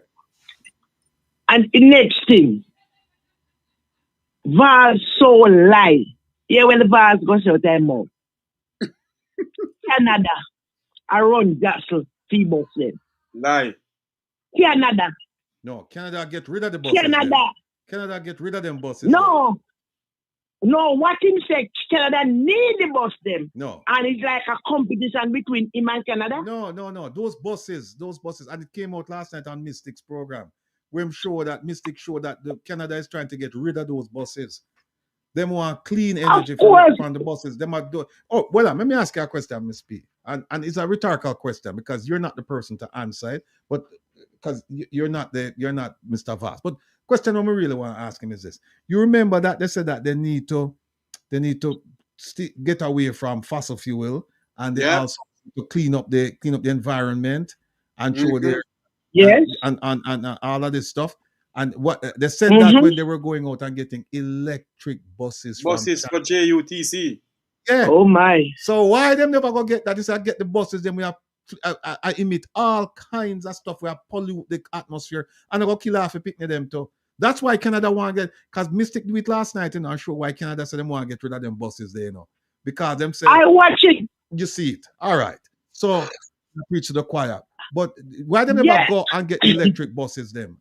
And them get buses for suit the Jamaican terrain, because you're absolutely correct. Those buses are automatic transmission with, some of them have over 100, 200, based on what I'm hearing, 100,000 miles. Them transmission, they're ready for giveaway right now. And when them start go up the hill there, and some in black smoke them. The black smoke, yeah, them don't, them, there are so many ways. Him could have, and somebody mentioned it, them could have sit down with the Japanese, and them could have to Jamaica. Yeah, and say, listen, here's what we want, and give them the specs and make them build the buses. And if they had started doing this from 2016, 2017, 2018, again, the timing is now. Why now them will bring up some buses when nobody no want? Nobody no want them buses there. The countries where them are buy them from, no want them. Them no want them. A reject buses them. Because them continue to take with a fool. So we, the Jamaican people, have to get up and show them say, we are no fool. Let me tell you something. There is a document that came out signed by Danville Walker. And the caption of the document says, one more permission. It says permission to purchase 110 new. Thank you. New buses. New buses. And then we hear the minister say they are refurbished or used buses. Which is it? But not only that, Mr. Rattigan. I tell Jamaican people, even I was at work today, and this man in green like a grass and broke and pauperizing like what. And I can't tell me say a good thing. So Mr. Tim say a good thing for you for the day you buy you get one pit, so you're not live there, you can't pay foolishness. You appear to face people. No, me have grand pitney, Me have no grand pitney. And me still have my last pitney. I got school. And I can tell you, say, a taxi carry them all the while and walk to walk, depends on where we live. And I make sure tell my son them say, not one of my grand pitney I go on them the bus. Because anyhow, no send them from there anything happen to them, who no have this thrown up in that. Darrell Vance in a grand pitney if you have any now go on them the bus there. So why I call you wild? And this may ask the question. If a food, then they import junk from it. It's a Rattigan. Yeah, you know, say if you go to supermarket, no. As I sit and I tell you, and you buy a pound of rice, and when you take 1 5-gallon water to wash the pound of rice, it's still around white water. Mm. Then go foreign and then carry on every junk come at Jamaica and sell the Jamaican people. No. If a onion, if a garlic, if a piece of big old green piece, you know where the piece that go some big when one peppermint that reality can cook. The pressure pot, both of the piece can boil. You know, you said that them must sell, right? You mentioned the word sell or buy. No, make we talk about the price of the buses. No, the invoice where you see them, the invoice. Some people have said that it is not the price of the vehicle or the shipping price. The shipping price, right?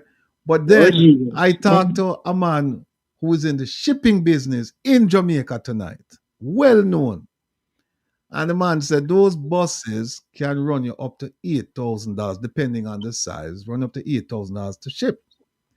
So the question that I asked him, is it possible that you could, the shipping cost for those buses would be $20,000? shipping it from Miami, because on the invoice it says it have I think it says something like Miami or Florida. It says Florida. No. The shipping invoice said Chicago. No. On the look, let me tell you where you look. Look at let me show you where you look, and you see it says that Chicago was responsible for putting it together. But if you look at page, let me tell you where there. Look at, all right, see the document here. Look on the, it's a Incoterms. I say FOB, port, and then FL. Which page you on? It's one page, the commercial invoice, right? Look at Incoterms. I don't know if is there a port FL in Chicago, because if it's not, that would suggest to me that it's Florida. No, man, not Florida. Well, the one that I have here that I got is an invoice, commercial invoice. It was from Chicago. No. Go down to all right, you see where it says buyer on it? You see where it says buyer, Triari Exports? You don't see it. Top left. You see that box where it says buyer?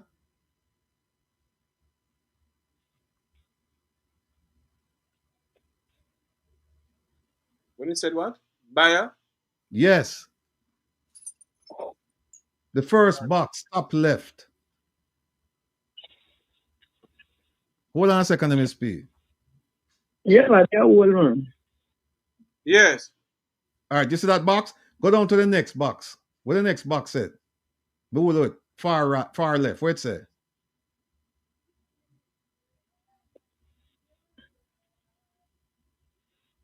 It says 1BAK. No, CC. man. Yeah.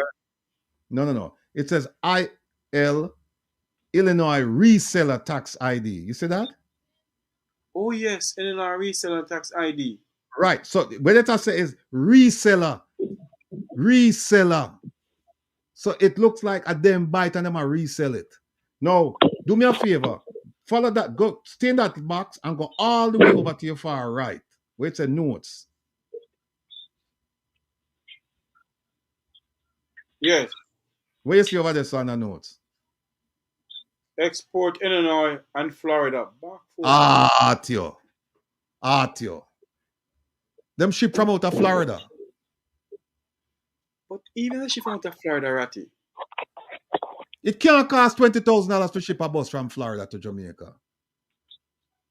And if you put it on one of them things, if you travel, I remember now, them a buy it. It looks like them a buy it from Chicago, but the buses are not from Chicago. I can't tell you that, because here's where my investigator find out today. Hold on there. May I give the people them some things I want to see if it's Saturday still, but hold on there. Let me show you something. All right. Him say the second bus, well, yes, the second invoice number. That second one is a 2009 bus. And it came from the Clark County School District in Nevada and sold to Las Vegas bus sales on November 4, 2024. What? You have the information right, sir?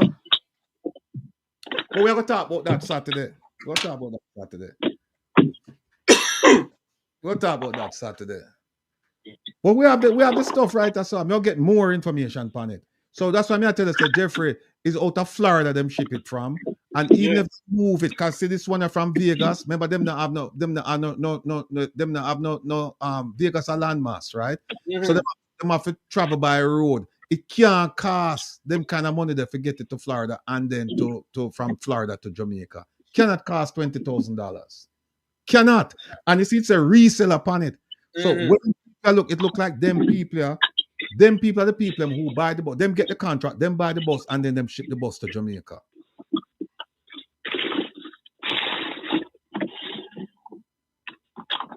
Bambino, I am with you on that. I am with you on that, Bambino. I am with you. But are them things that, so Miss P, we have some information here, but we are going to wait till Saturday because we are going to analyze this whole thing and show you, say, how A go from B to C all the way down to Z. We are going to show the people them that. But the price, man. Yeah, because here's the thing. Is crazy. Here's the thing. Let me take one of them and explain something to you. Let me take one of them. Hold on a second there. Hold on. Let me take one. Oops. Where's Jeffrey there?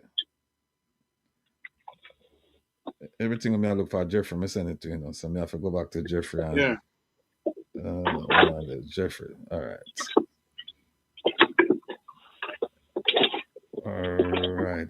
Hold on.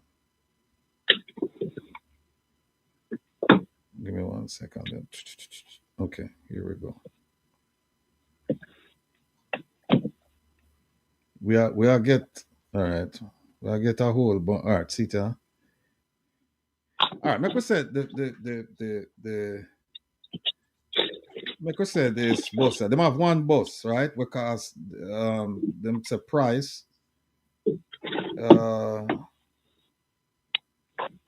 9,979. I call it 10,000, right? No, 110 buses. If you look at the 110 buses and you look at the price, I make it simple for everybody. 110 buses, and you look at the price that for the entire 110 buses, and you divide that number by 110, it comes out that it's about $80,000 per bus. 80,000 US dollars per bus, approximately, right? And Meko said, this $10,000 bus, Meko said, no, this is the transport fee. This is the fee where them pay for transport it from Florida to Jamaica. No, Meko said that bus, them buy that bus for $10,000. Meko said them buy it for $20,000. That the cost of purchase and to get that bus to Jamaica is $30,000, including the fees to them people here. $30,000. And they come into Jamaica without paying duties because it's the government I bring the buses in. The question is, where the $50,000 there per bus? And in this bus, $50,000. Where the $50,000 go? Where the $50,000? This is not what we need to say. We need to say the whole transaction. We need to say how much money them pay this company out of Chicago. We need to say how much that company in Chicago, how much them pay for the buses. We need to say how much them pay for the transportation costs. But would even if we file an ATI, Ratty, to get those information, the minister has information that we will never get. Well, we can get it through ATI. We can try. Kathleen Smith says overland freight to take it to the port of exit. That's true. That's true, Kathleen. But what we are saying, and I think you'll agree with us, is that we see a price after several buses, $20,000.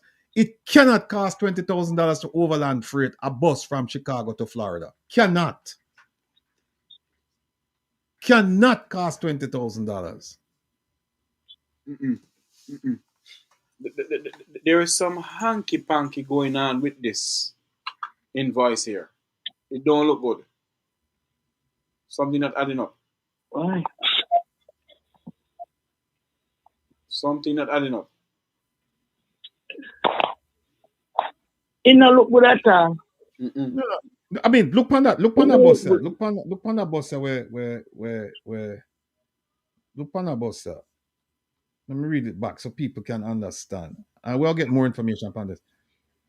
By the way, some of the buses, them have no record. How can you have a bus with a VIN number? How can you have a vehicle with a VIN number and no record?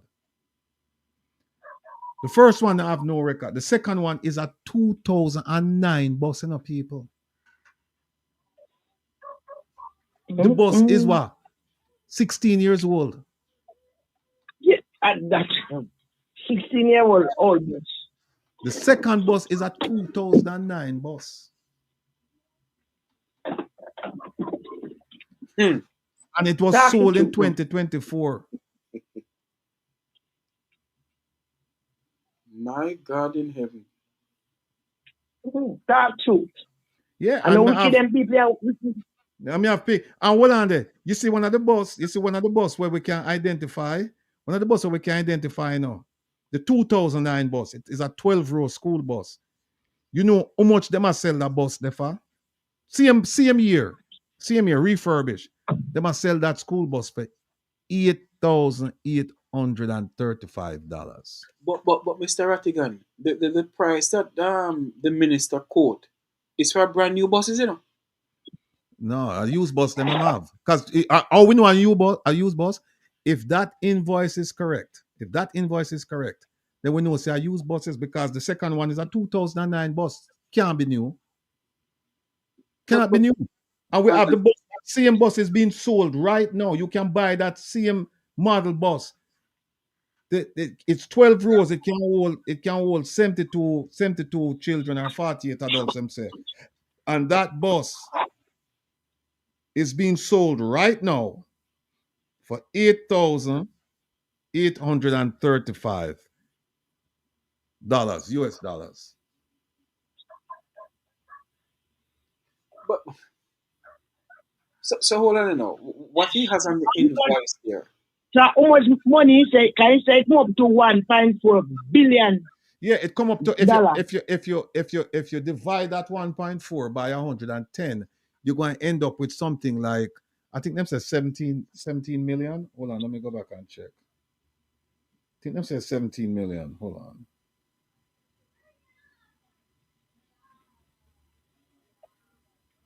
No, it's not 17 million. I think it's like 7 million. Hold on, let me double check.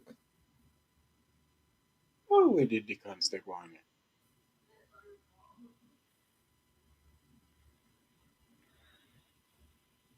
Yeah, $7 million. But it what it come up to is it come up to like around 70 something. Like it depends on the exchange rate you use though. But it's over $60,000. Over $60,000 per bus. Per bus. Mighty God. How much cost that the money could I buy? Say, if you don't want to check it out, people say OT put up the thing on the just below me, school bus for sale, and she put up the website where you can go and you can see the school bus and the different categories. At the same thing with the drill, you know. Yes. At the same principle with the drill. Where you could have gone by the drill. This is far worse than the drill. But the drill, you could have bought the drill for $25,000, and yet still the government pay almost $200,000 for the drill.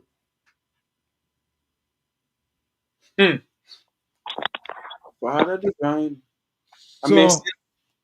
So we have people over here working on this thing, and by Saturday we're going to have a lot more information than you're hearing right now.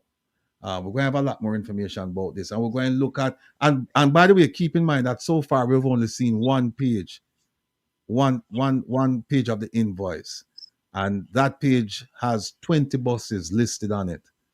We have a long way to go.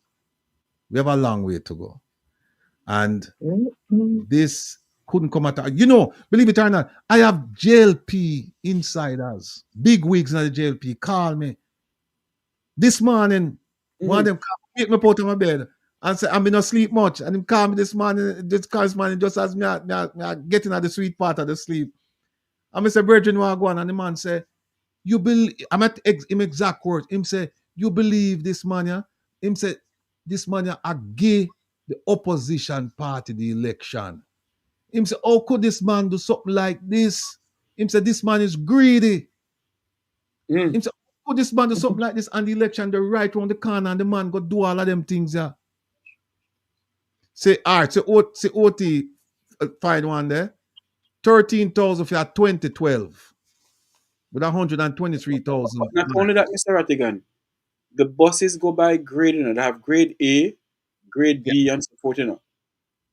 Or type A, type B? Father divine. What a man, what a people and wicked. This country Yeah. gone. And guess what? Guess what? Guess what? Don't be surprised if the maintenance contract or the parts that you have some politicians involved in the sale of parts or the maintenance to the country of Jamaica. Don't be Let me say surprised. something to you. Let me say something to you that I have information on. All the way happening, Jamaican people must have all who live here. It affects the diaspora too, because the diaspora pay send their money come give loved ones and friends and That soon cut back. pressure. That soon cut back But because you see which part now the US government asks for a whole bunch of things before you can, and them put tax on it before you can send money go to Jamaica. That right. soon cut back, yeah. Jamaica, I want to ask a question. I know if me go sound fool. Me tell you about that thing there, you know. Me tell you about that something there. Just ask a question because you have intelligent questions. With all of these nincompoop, this foolishness, this thieving, this atrocity with taxpayer money. The other day I was watching the news and see the old people in the 70s find themselves when they call the place at that general Africa look about them pension. No pension at all. And yet still government member have so much money and land, a dash way and a tell lie, and a thief, not a dash way, a thief, in a time like now, Jamaican people do something because it affect we. It affect we can't continue like this. Cannot. And Mr. Margo, Accountant General, thank you, Wilbert. You know, you imagine people, nurses, teachers, police officers who have worked all of them young life, serve this country in some hard way sometimes, then make some sacrifice, and no, God help them to pull through, and then twilight life, and then little money with them sure. It's not like I beg them, then can't get them money to buy the 10 little chicken backbone. And you are a thief so much money. What can done to it, Mr. Ratty? We the Jamaican people, if we have to go overseas, go get help or something, but these people cannot get work scot-free. You know how me know say man a thief or tell lie? Let me tell you. No pass me much, you know. And if you pass me nice day, me watch back 9 nights. The man say man make a press conference. And I assume say where them are supposed to honor for AC. And the man a sweat like a hog. The man just a sweat and he thirsty. He just thirsty, so he just turn and he take your water and he put your hair like eh? What is this? You know, I don't believe the Prime Minister didn't know about this totally was out. What on them? He could never. What on it, Jeffrey? You have the invoice up. Hold on.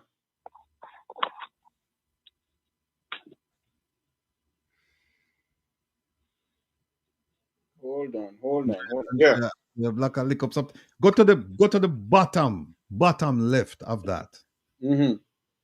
Where you sit down at the bottom? 4UZ. You talking about? No, the very bottom of the invoice. The last box. After you pass out the listing of the 20 buses. Port of Miami. No. Before you say that, where you say 1 times Port Everglades, 25 Port of Miami. That's the shipment. The both of them left Florida. So hold on there, Ratty. So that means that this figure is in US currency. It is in US currency. And like I was telling you, they never ship it from Chicago. Chicago was which Chicago. I suspect that Chicago, the company in Chicago got the contract. And they're the ones who purchase the buses. And then they make sure that the buses got to Florida, and then the buses were shipped to Jamaica. Now, if you look right up at the top up here, up at the top, it says terms of payment. It's a prepay. Them pay them already. So hold on there, Ratty. Hold on a minute there. This company here, you see, it listed as a farmer marine that owns it. And he's the only staff member. Mm-hmm. A farmer marine that owns it. And he's the only staff member. And if you dig some more, it linked to somebody in Arizona. Yeah, and look, Triare, right? Yeah. Triare exports, Triare advisors. Triare though, Triare, you call Triare and say, look, I want some buses. Arrange them. And because Triare purchased the buses, because look, it says reseller tax ID, you know. Yeah. So Triare purchased the buses, and then them have a tax ID, but it's as reseller. So them purchase the bus and then sell the bus them now to the Ministry of Science, Energy and Energy, Telecommunications and Transport. But and then this company, see what them sell it to? This company El Hydro, and then bring it in a Jamaica now. El Hydro. So I think that's how it's pronounced. This company, people, I need to know. Hold on. Hey, we are doing some serious work on that, Jeffrey. This company, right, is let me tell you something about that company there. Which one? The Triare? No, in Jamaica. The one in Jamaica. I'm going to show you something about that company. Hold on. That company. Oh, wait there. Oh, Kevin have it. Hold on there. Let me go to Kevin. Kevin had the man. Hold on there. Kevin. Hold on a second. Free event check. That. All right, Sita. You see that company there? We're bringing the buses. That company, we're bringing the buses. You know the core activity. You know them put on at the company's office at Jamaica. The company we're bringing the buses, you know. Remember, we send the buses, and this company pick up the buses. Them. You know, for them business is to manufacture chemical products. Hey, hold on. And yet still them are bringing in buses. It says right here. Let me show you. I don't know if you can see this. Hold on. I can't see it. Hold on, man. Hold on.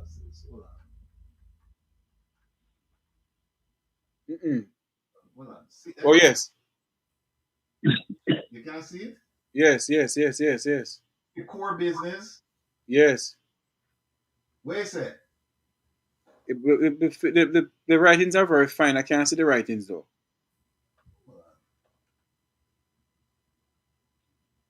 It's the core activity now, right? Yes, core activities. Company name. Other manufacturer of other chemical products. Right? Montego Bay, St. James. Yeah. Chemical products them deal with. So how do I bring this? I believe that chemical company is owned by a very, very well renowned person in the parliament, you know, Mr. Rattigan.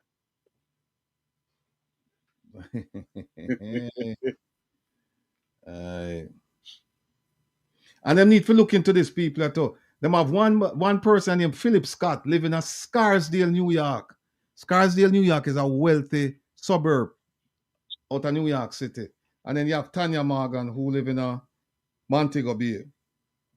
We need to do a background on both of them.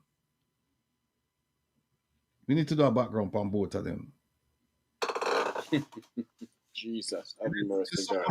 There's so much work to do here, and we just want my brethren who said to me, listen, you never have to worry about content in Jamaica. I want to tell you that you're absolutely correct again, sir. Absolutely correct, and I owe you lunch because you were right. I was petrified. I was worried that I wouldn't have any content, and ever since we started on this road, content just blew me over. Every week we have content. All right, Pauline, them sell disinfectant. Them bring in Buster. It doesn't make sense if them have a car place, like a dealership or a used car dealership or something. And believe me, they have lots of people that they could have used to Lily of the Valley said they don't have a license to do so. Just like how we know, say with the drill, the company will buy the drill should have never have a license to bring in a drill. So, but here we have a whole heap of things to deal with, So this Saturday we are work on it. We don't even know how far we'll get on it because we have so many other stories for do. We have the one for do with the DPP because here's where people now what people here's something we need to keep on the eyes on. There's going to be a new DPP come September, The question is, who will that person be? Now we see some people, Mr. Champagne and two other attorneys run out and them start talk about the qualifications of the person who was acting when the DPP was removed by the court before she was reinstated, right? We're going to deal with that, because my sources are telling me that this DPP is involved in the selection of the new DPP. And that should never happen. That should never, and the Services Commission knows how we are watch them, because we see what them do with Dennis Strong. We are watch them with this one and with this new DPP because they're eminently qualified people. And my understanding is that them already start the interviewing process and them shortlisted people. I want to know who them shortlist and all of that. So we need to keep an eye on this because we don't want to wake up one day and hear say, is the lady who was there before is now she's in charge? Because we in fact, this Saturday, I am going to talk about that lady's record and explain to you why she should not be DPP. We have all of that information. We have the information to know now. Jeffrey, boy, I wish you did leave with family if somebody could have give someone and sit down with you and we'll go through some of them information there because we have a whole heap of cases for read where she took part in. Hold on a second. My God. Yeah. Miss P, hang up. Let me take that caller. We'll call you back here. All right. Caller, good night. Welcome to Comrades, Ms. Rattigan. Mr. Rattigan, let me ask you this question quickly. Yeah, quickly. We need a serious DPP who will prosecute whenever the circumstances arise. Question, Mr. Rattigan, will the new DPP be able to prosecute what Paula Lewin did not do? And let me take the call. Let me answer your question. Caller, good night. Welcome to Comrades, Ms. Rattigan. Where are you calling from? New York. This is George Ashmead. George, before you say anything, hold the point. Let me answer Miss Philly. Miss Philly asked if the new DPP, whoever the person is, will they prosecute? Right. I don't know, but here's the thing. I know if it's the acting lady, the jury's out on that lady because we're going to show Saturday her record as a prosecutor. We're going to show you some serious errors in judgment she made. And then I'm going to ask you, our audience, our family members, our serious thinkers, whether or not you think that this person is qualified to hold the office of DPP. George, go ahead. Welcome to Comrades, Ms. Rattigan. I'm joined. I don't know if you've been watching the program. I'm here with the eminently qualified Mr. Jeffrey Tavares, Mr. Vumvavi. So go ahead, George. Greetings, Mr. Tavares, and thank you, Good evening, sir. Yes, sir. Being a part of the show. I also have a podcast show as well. It's called Naram Promotions, the Real Deal podcast show here in New York. We had a conversation earlier about a topic that I've taken up as a personal issue, and also I'm helping hundreds of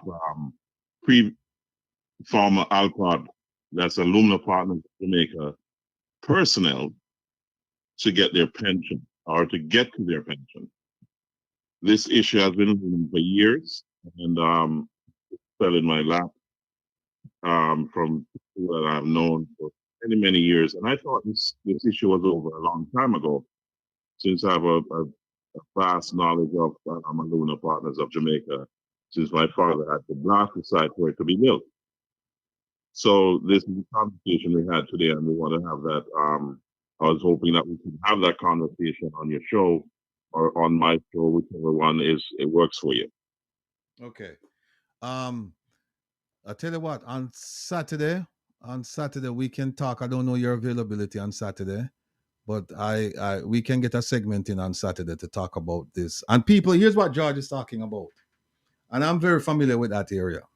My family is still in that area. He's talking about the Alpart bauxite plant that, going back to the 70s, I believe, George told me that people helped to build that plant, and they were employees. They were not independent contractors. They were salaried employees, and they were saving towards a pension. They had a pension plan, and the plan closed, changed hands, and it went from one pension holding company to another. And the plant has, as I said, the plant has changed. The plant was sold. But it doesn't matter, because the pension was with Sagicor, based on what I've been told. Correct. And now, the money not there for the people them. And so everybody will come bank on George, though, because George is very familiar with the issue. As he said, his father used to work there. His father helped some of those people to get jobs there. Correct. And now those people, them don't have a pension. That can't be fair. That cannot be fair. So, George, what I want you to do is, I would have loved if you could have come on a Saturday, because we have a bigger audience on a Saturday. And I would like for you to lay it out on a Saturday, and then we can talk about a strategy going forward as to how we can get these people legal representation to get what is owed. Not even what is due, what is owed to them, because they earned the pension and they can't withdraw from it right now because they've been told that there's no money. George, the floor is yours. Say a few more things, sir. Thank you, Mr. Rattigan. And as you said, I definitely will make the time on Saturday. Normally we have a late night show on Saturday, but I can always push it forward, because these people who have been working 10, 15, 20, and 30 years are now told that they have nothing to receive. And they have invested, they have contributed, the company has matched them. Those monies are sitting down in Life of Jamaica, and then it was passed on to Sagicor. And many of these suffering because of health conditions that was caused by the plan. Also, most of them can't even afford medication, and they were looking to get their pensions at retirement age. And these are hundreds of people, and I have a long list here. So we're going to go over on Saturday, Mr. Rattigan. Okay. And I really appreciate the gesture of helping to get these two people what they need. And I'm saying this, that there's a government in Jamaica, prime minister that has been sitting on his loins. Also, other members of the government, knowing that situation has been looming for years, and these people have been suffering for years, and these are hundreds of people who goes toward the integrity of the government and the institutions that I've seen over the years that wherever there's a large pool of money, there's a problem. Mm-hmm. And that in itself has, I'm happy that you're addressing a lot of this, but it's going to take a whole community of us. George, let me ask you a question. How much money are we talking about in this pension plan? The last number I've heard is just about $35 billion, roundabout there. It's under 40 billion, but it's about $35 billion. Billion with a B, people, not with an M. Yeah. So no. Also, I'm looking in the chat and we see we're Pauline Gale. I don't know if this could help you, George, but you said my brother-in-law worked at Alpart. I don't know if you're seeing the screen for a year. I think you mean for years, and he gets his pension every month. People must submit a life certificate every 3 months in order to get their pension. Do you know anything about that, George? We've been told that, and from the almost 200 people that are calling in, and I'm making a master list. Only one person told me that they have been given a partial pension. So we're going to dive deep into it because we have the evidence. I'm not talking to you without, I've done my research. Okay. And I've pulled in quite a few people who are knowledgeable of the whole situation. Okay. It has been to court, and these guys are represented by someone in the public defender's office that didn't do a good job. Okay. And my question is, if these people signed an agreement which was irrevocable, and were promised that at retirement age they'll be given a pension, Mm-hmm. and the plan closed down, and the pension plan or fund switch hands, that doesn't change the fact that we're agreed upon, and the funds are there. If that has to be changed, it has to be a unanimous consent. Okay. So if these guys are being up to the point where the plant was being closed and they were being let go, LOJ had the whole pension scheme in their possession. Then it was passed on for some reason to Sagicor. Mm-hmm. He got it and then said, "There's no money here for you." Do you know how much money LOJ sent over to Sagicor under this for this pension plan? We have the numbers. Is not in front of me. I don't want to lie. But money was sent over from LOJ to Sagicor, as far as I understand. Okay. Okay. So therefore, regardless of what Sagicor is saying, if they took on that portfolio, there are agreements that are signed. So these agreements were signed prior to Sagicor. Okay. So that they had to take on that risk. Okay. So therefore, moving forward, if they're saying, okay, we're going to take the money or take this portfolio, but we're not going to follow through on the agreement, then what law supports them? Right. No, this is a great tragedy that a great wrong that should be made right. And correct. So I'm looking forward to this. I mean, when you and I had the conversation, it sounded at first like, no man, this can't happen in today's day and age. But yeah, it is happening. It has happened, and it will continue to happen unless we do something about it. So I'm looking forward to having you on Saturday, and certainly I'll certainly join you on your program anytime you want me to. Wonderful, Mr. Rattigan, and keep up the good work, sir. We'll be talking. All right. Take care of yourself, George. See you on Saturday. Saturday we'll be talking. Take care. Take care. Bye. Well, you see how things there. You see how things there. These people work hard, at Alpart, work hard, and they were told that not told, they were paying into the pension plan. They were paying into it, And then they shut down the plant, and Life of Jamaica had the pension scheme. They're the ones running it. And then they transfer the funds to Sagicor.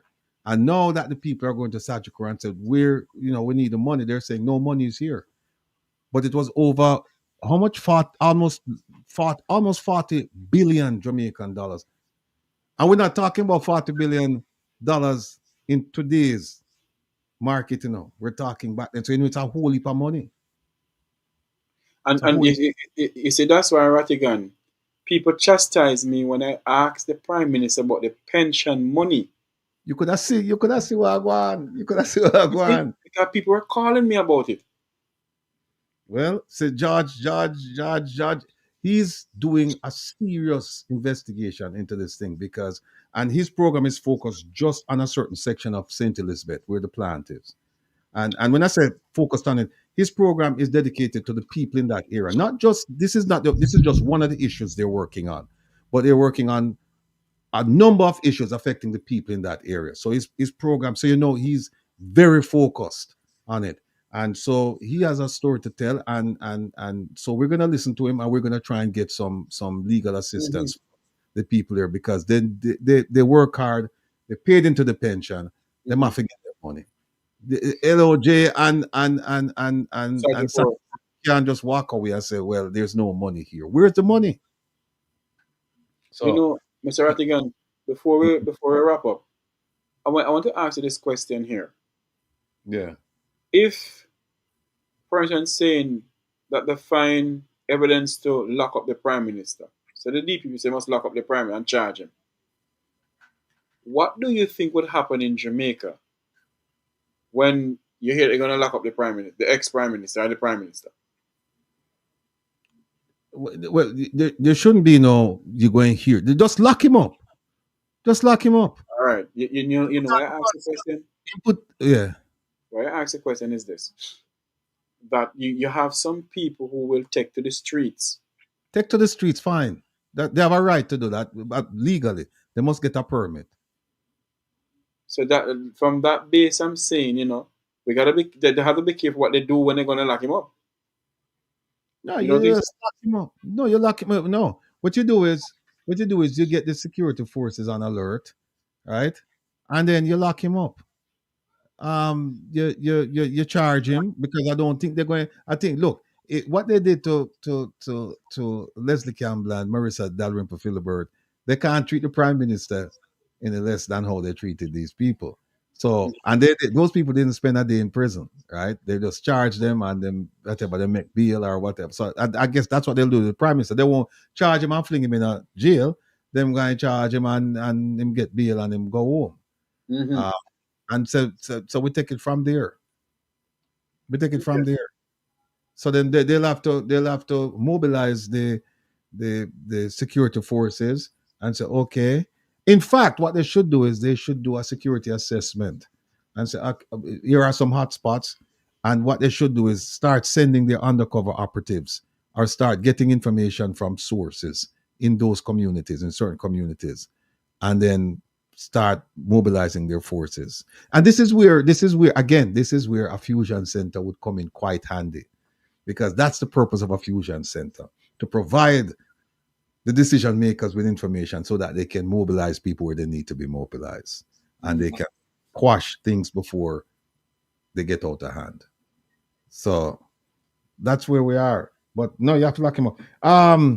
What else? The Auditor General. They're trying to get rid of the Auditor General. And we started last week, Saturday, showing that what they really wanted to do was they can't get rid of the Auditor General's position. They wanted to get rid of the Auditor General.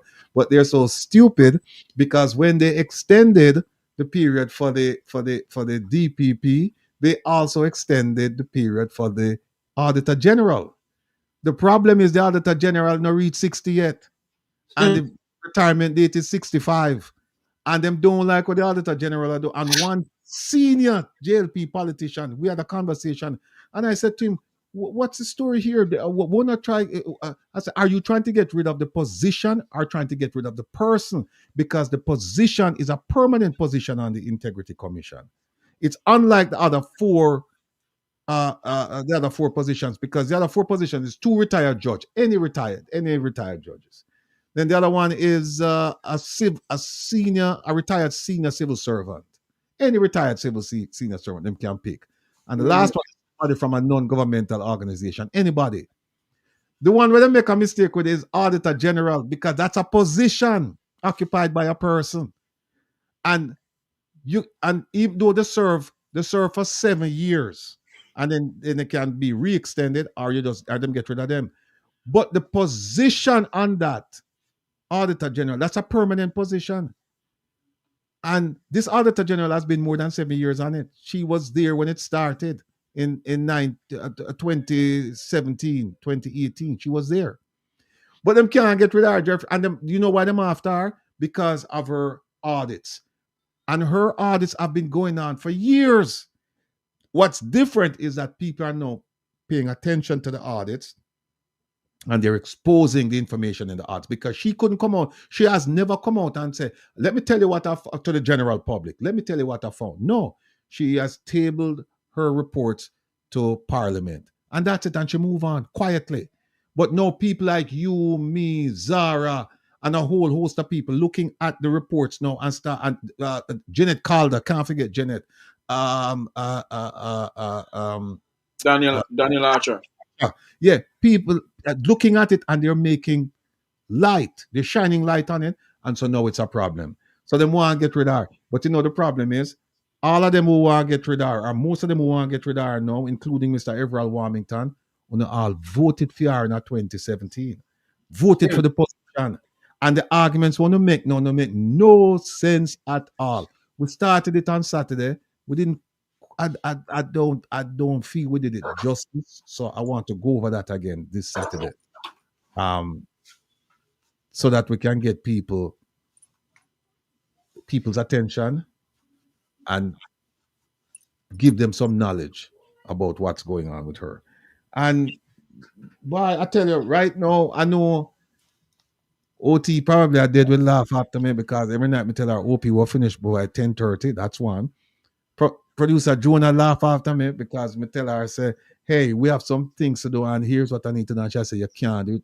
Kevin a laugh after me, but we're gonna try this Saturday. I'm gonna be busy, people. To be busy, because we'll tell you we have a scandal over in South Africa. If you think the scandal in Jamaica bad, well, it's not so much that it's bad, but it's how it's exposed. We're going to show you how them expose scandal in South Africa. And we're going to talk about some scandals in Jamaica and how they're exposed and how the government has seen it fit to deal with those.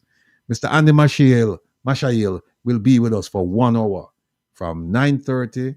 Sorry, it's 9:30 his time. From 3:30 our time till 4:30. So it's 9:30, 10:30 his time. You can't miss that. Then we have Shaka Flame coming on. He's going to be talking about he's from Portland. So he can tell us what's going on in Portland with everything, including the buses. And then we're going to have on Yvonne, our resident nutritionist. She's coming on to a dietitian. She's coming on to talk about an event that she has planned. And then we have TT coming on, and they're going to be talking about their event, which is a grand opening the last Saturday of this month. And I will be there. And I'm inviting all of you to come out, because we're planning to have a little immigration seminar. I'm going to have some immigration attorneys there. I'll be there broadcasting. And then while you're there, we're going to introduce TT and the rest of the staff at Rizan Medical and Aesthetics. They're going to be introducing you to some of the programs that they have for your health and your wealth. And so it's going to be a fun. They're going to have a little bit of music. They're going to have some food. It's going to be a nice evening. So afternoon and evening. So you can't miss it. You must show up for that. When that will be? The Rebel will be there. It's going to be July. Give me a second, Jeffrey. Caught me off guard. It's going to be July. What he just showed me. It's going to be July the 26th of July. The 26th of July. Althea, we're going to talk about that some of that time, but they're the July 26th. We'll talk about that. Hold on a second. Caller, good night. Welcome to Comrees, Ms. Rattigan. Good night, Mr. Rattigan. How are you? Doing well, and you? Very well. Mm-hmm. You sound pretty sharp tonight. Are you okay? Yeah, I'm on top of the world, moving and grooving, chucking and jiving, bipping and bopping, bumping and grinding, caring and sharing, with a dip in my hip and a glide in my stride. God damn it, you're the man. Mr. Rattigan, okay, I make this short. Yeah. You're just too much. Listen up. It was a part 2 from part 1 last week, but this is pretty short. Okay. So TCC, I sent it to your text. I don't want to say it out. I sent that to your text. Okay. The abbreviation for TCC, I sent it to your text. He extended pleasantry to you. I forgot to tell you. Okay. From exposition, okay? Mhm. From expo. Okay. Also, the task force scenery that they did, it was pretty good. Okay. Some of your buddies, I sent you the name last week. Oh, We're there. Wait a minute. TCC says what? What did he say? No, stop right there. Don't spell it out. What did he say? Oh, he extended pleasantry to you. I forgot to tell you. To me? No, yes, he asked me where was the guest. Oh. Yes, so Okay. don't be shocked, you know. I tell you, you're the man. No, shocked. you're the man.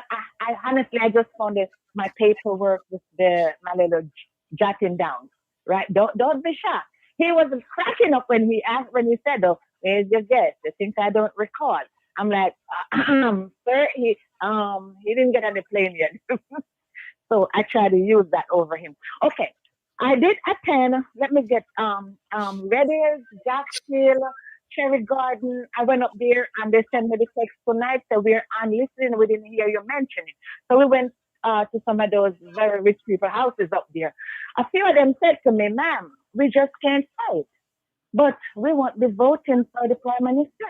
Again, they said, we really are going through a difficult time.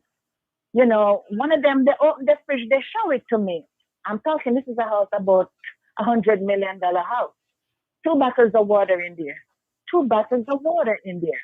You know, it's a shame though that, you know, when the poor think they're making it hard, a lot of the those rich people up in those hills, they're also having a difficult time themselves. Mm-hmm. But like I said, my man have a surprise coming when election time. That's all I had was to mention to you again. All right. All right.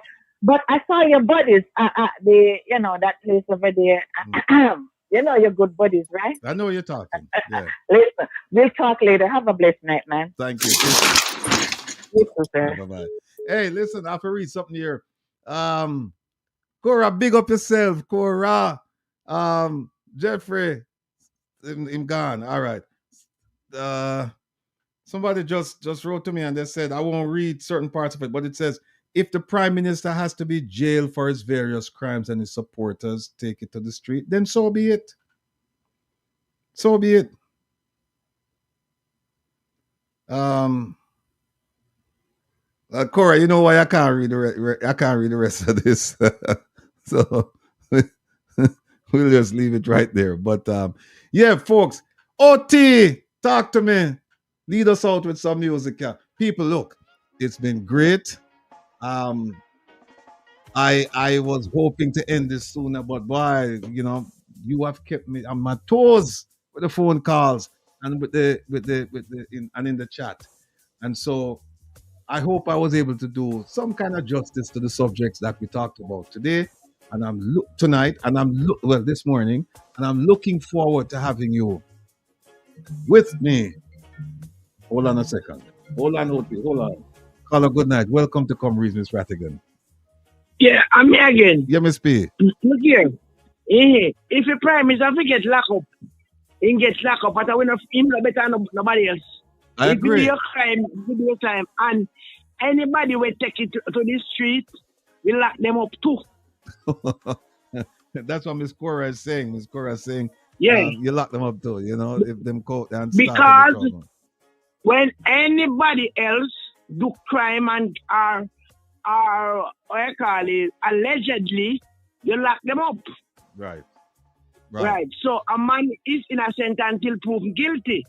So if you have to get arrested, they get arrested. That is the thing in Jamaica where people have put people above themselves. No one is above the law. I agree. That is it. And Jamaican people don't wake up.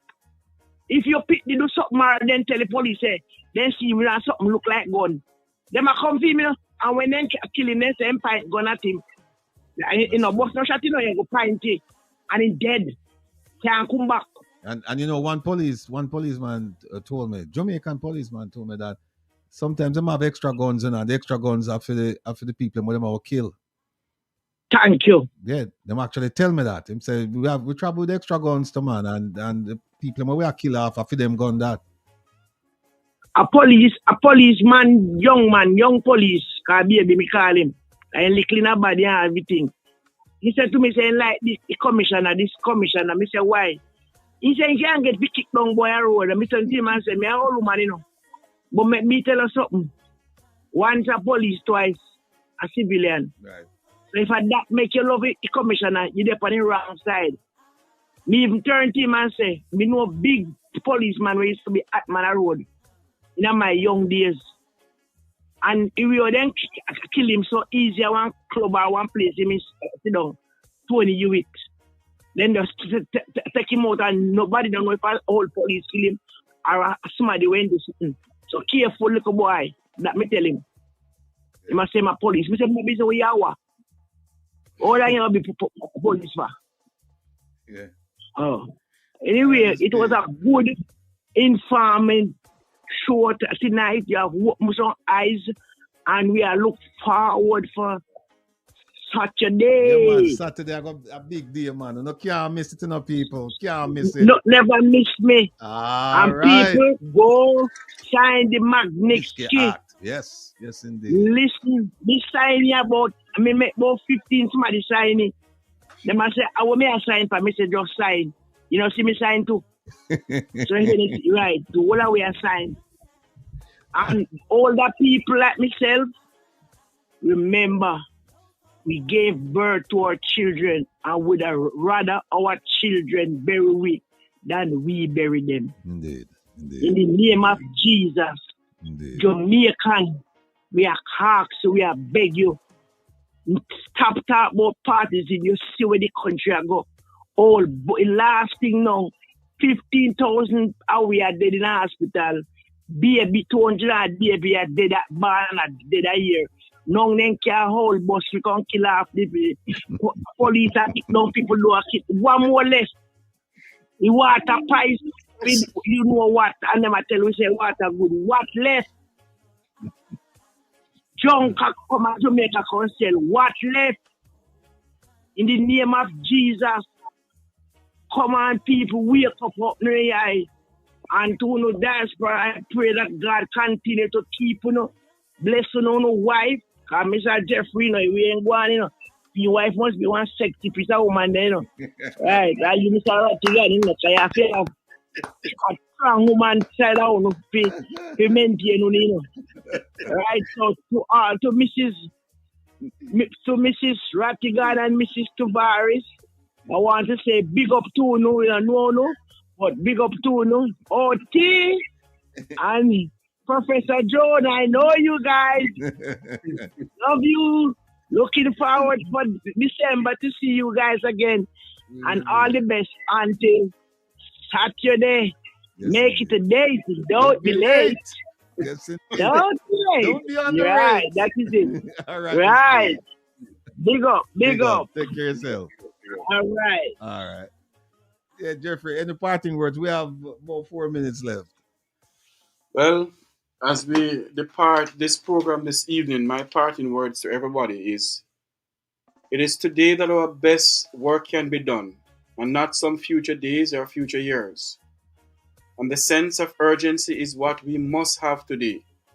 Knowing, as the saying goes, eternal virtue is the price of liberty.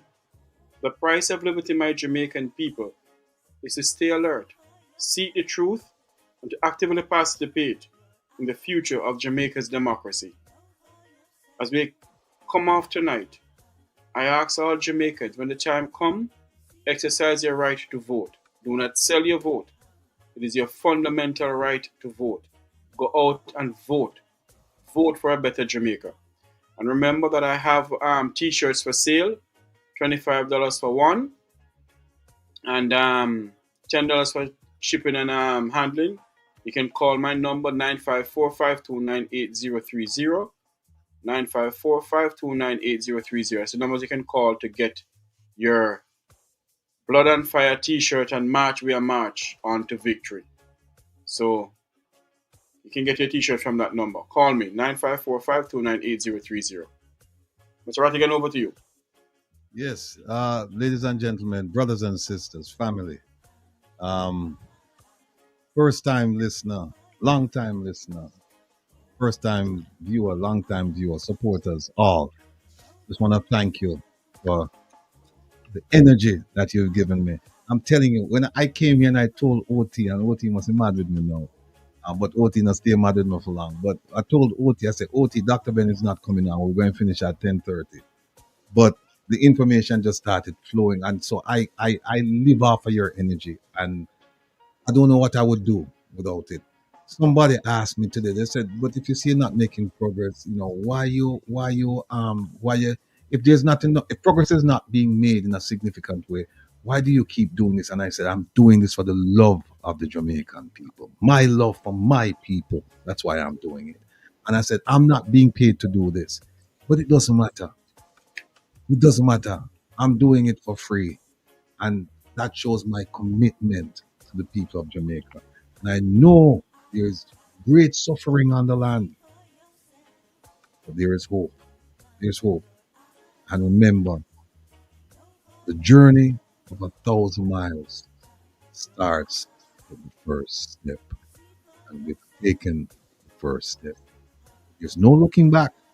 The train has left the station. And the question is, are you on the train? Are you on the train? Because if you're not on the train, you need to get to the next stop. We'll wait for you there at the next stop. Call us and tell us, "Look, we missed the train." And we'll wait for you at the next stop. We're not leaving anyone behind. But the train has left the stop. And we're moving. And we're moving in a positive direction, right direction. I want to thank you all for tuning in tonight. And I look forward to having all of you join us this Saturday, 3 p.m. New York time, 2 p.m. to me. Range of it. A lot. Yes. Jeffrey, thank you for being here, sir. You're welcome, man. And thank you. Take care of yourself. See you on Saturday. Lead us out, OT. Tigo, good night, Tigo.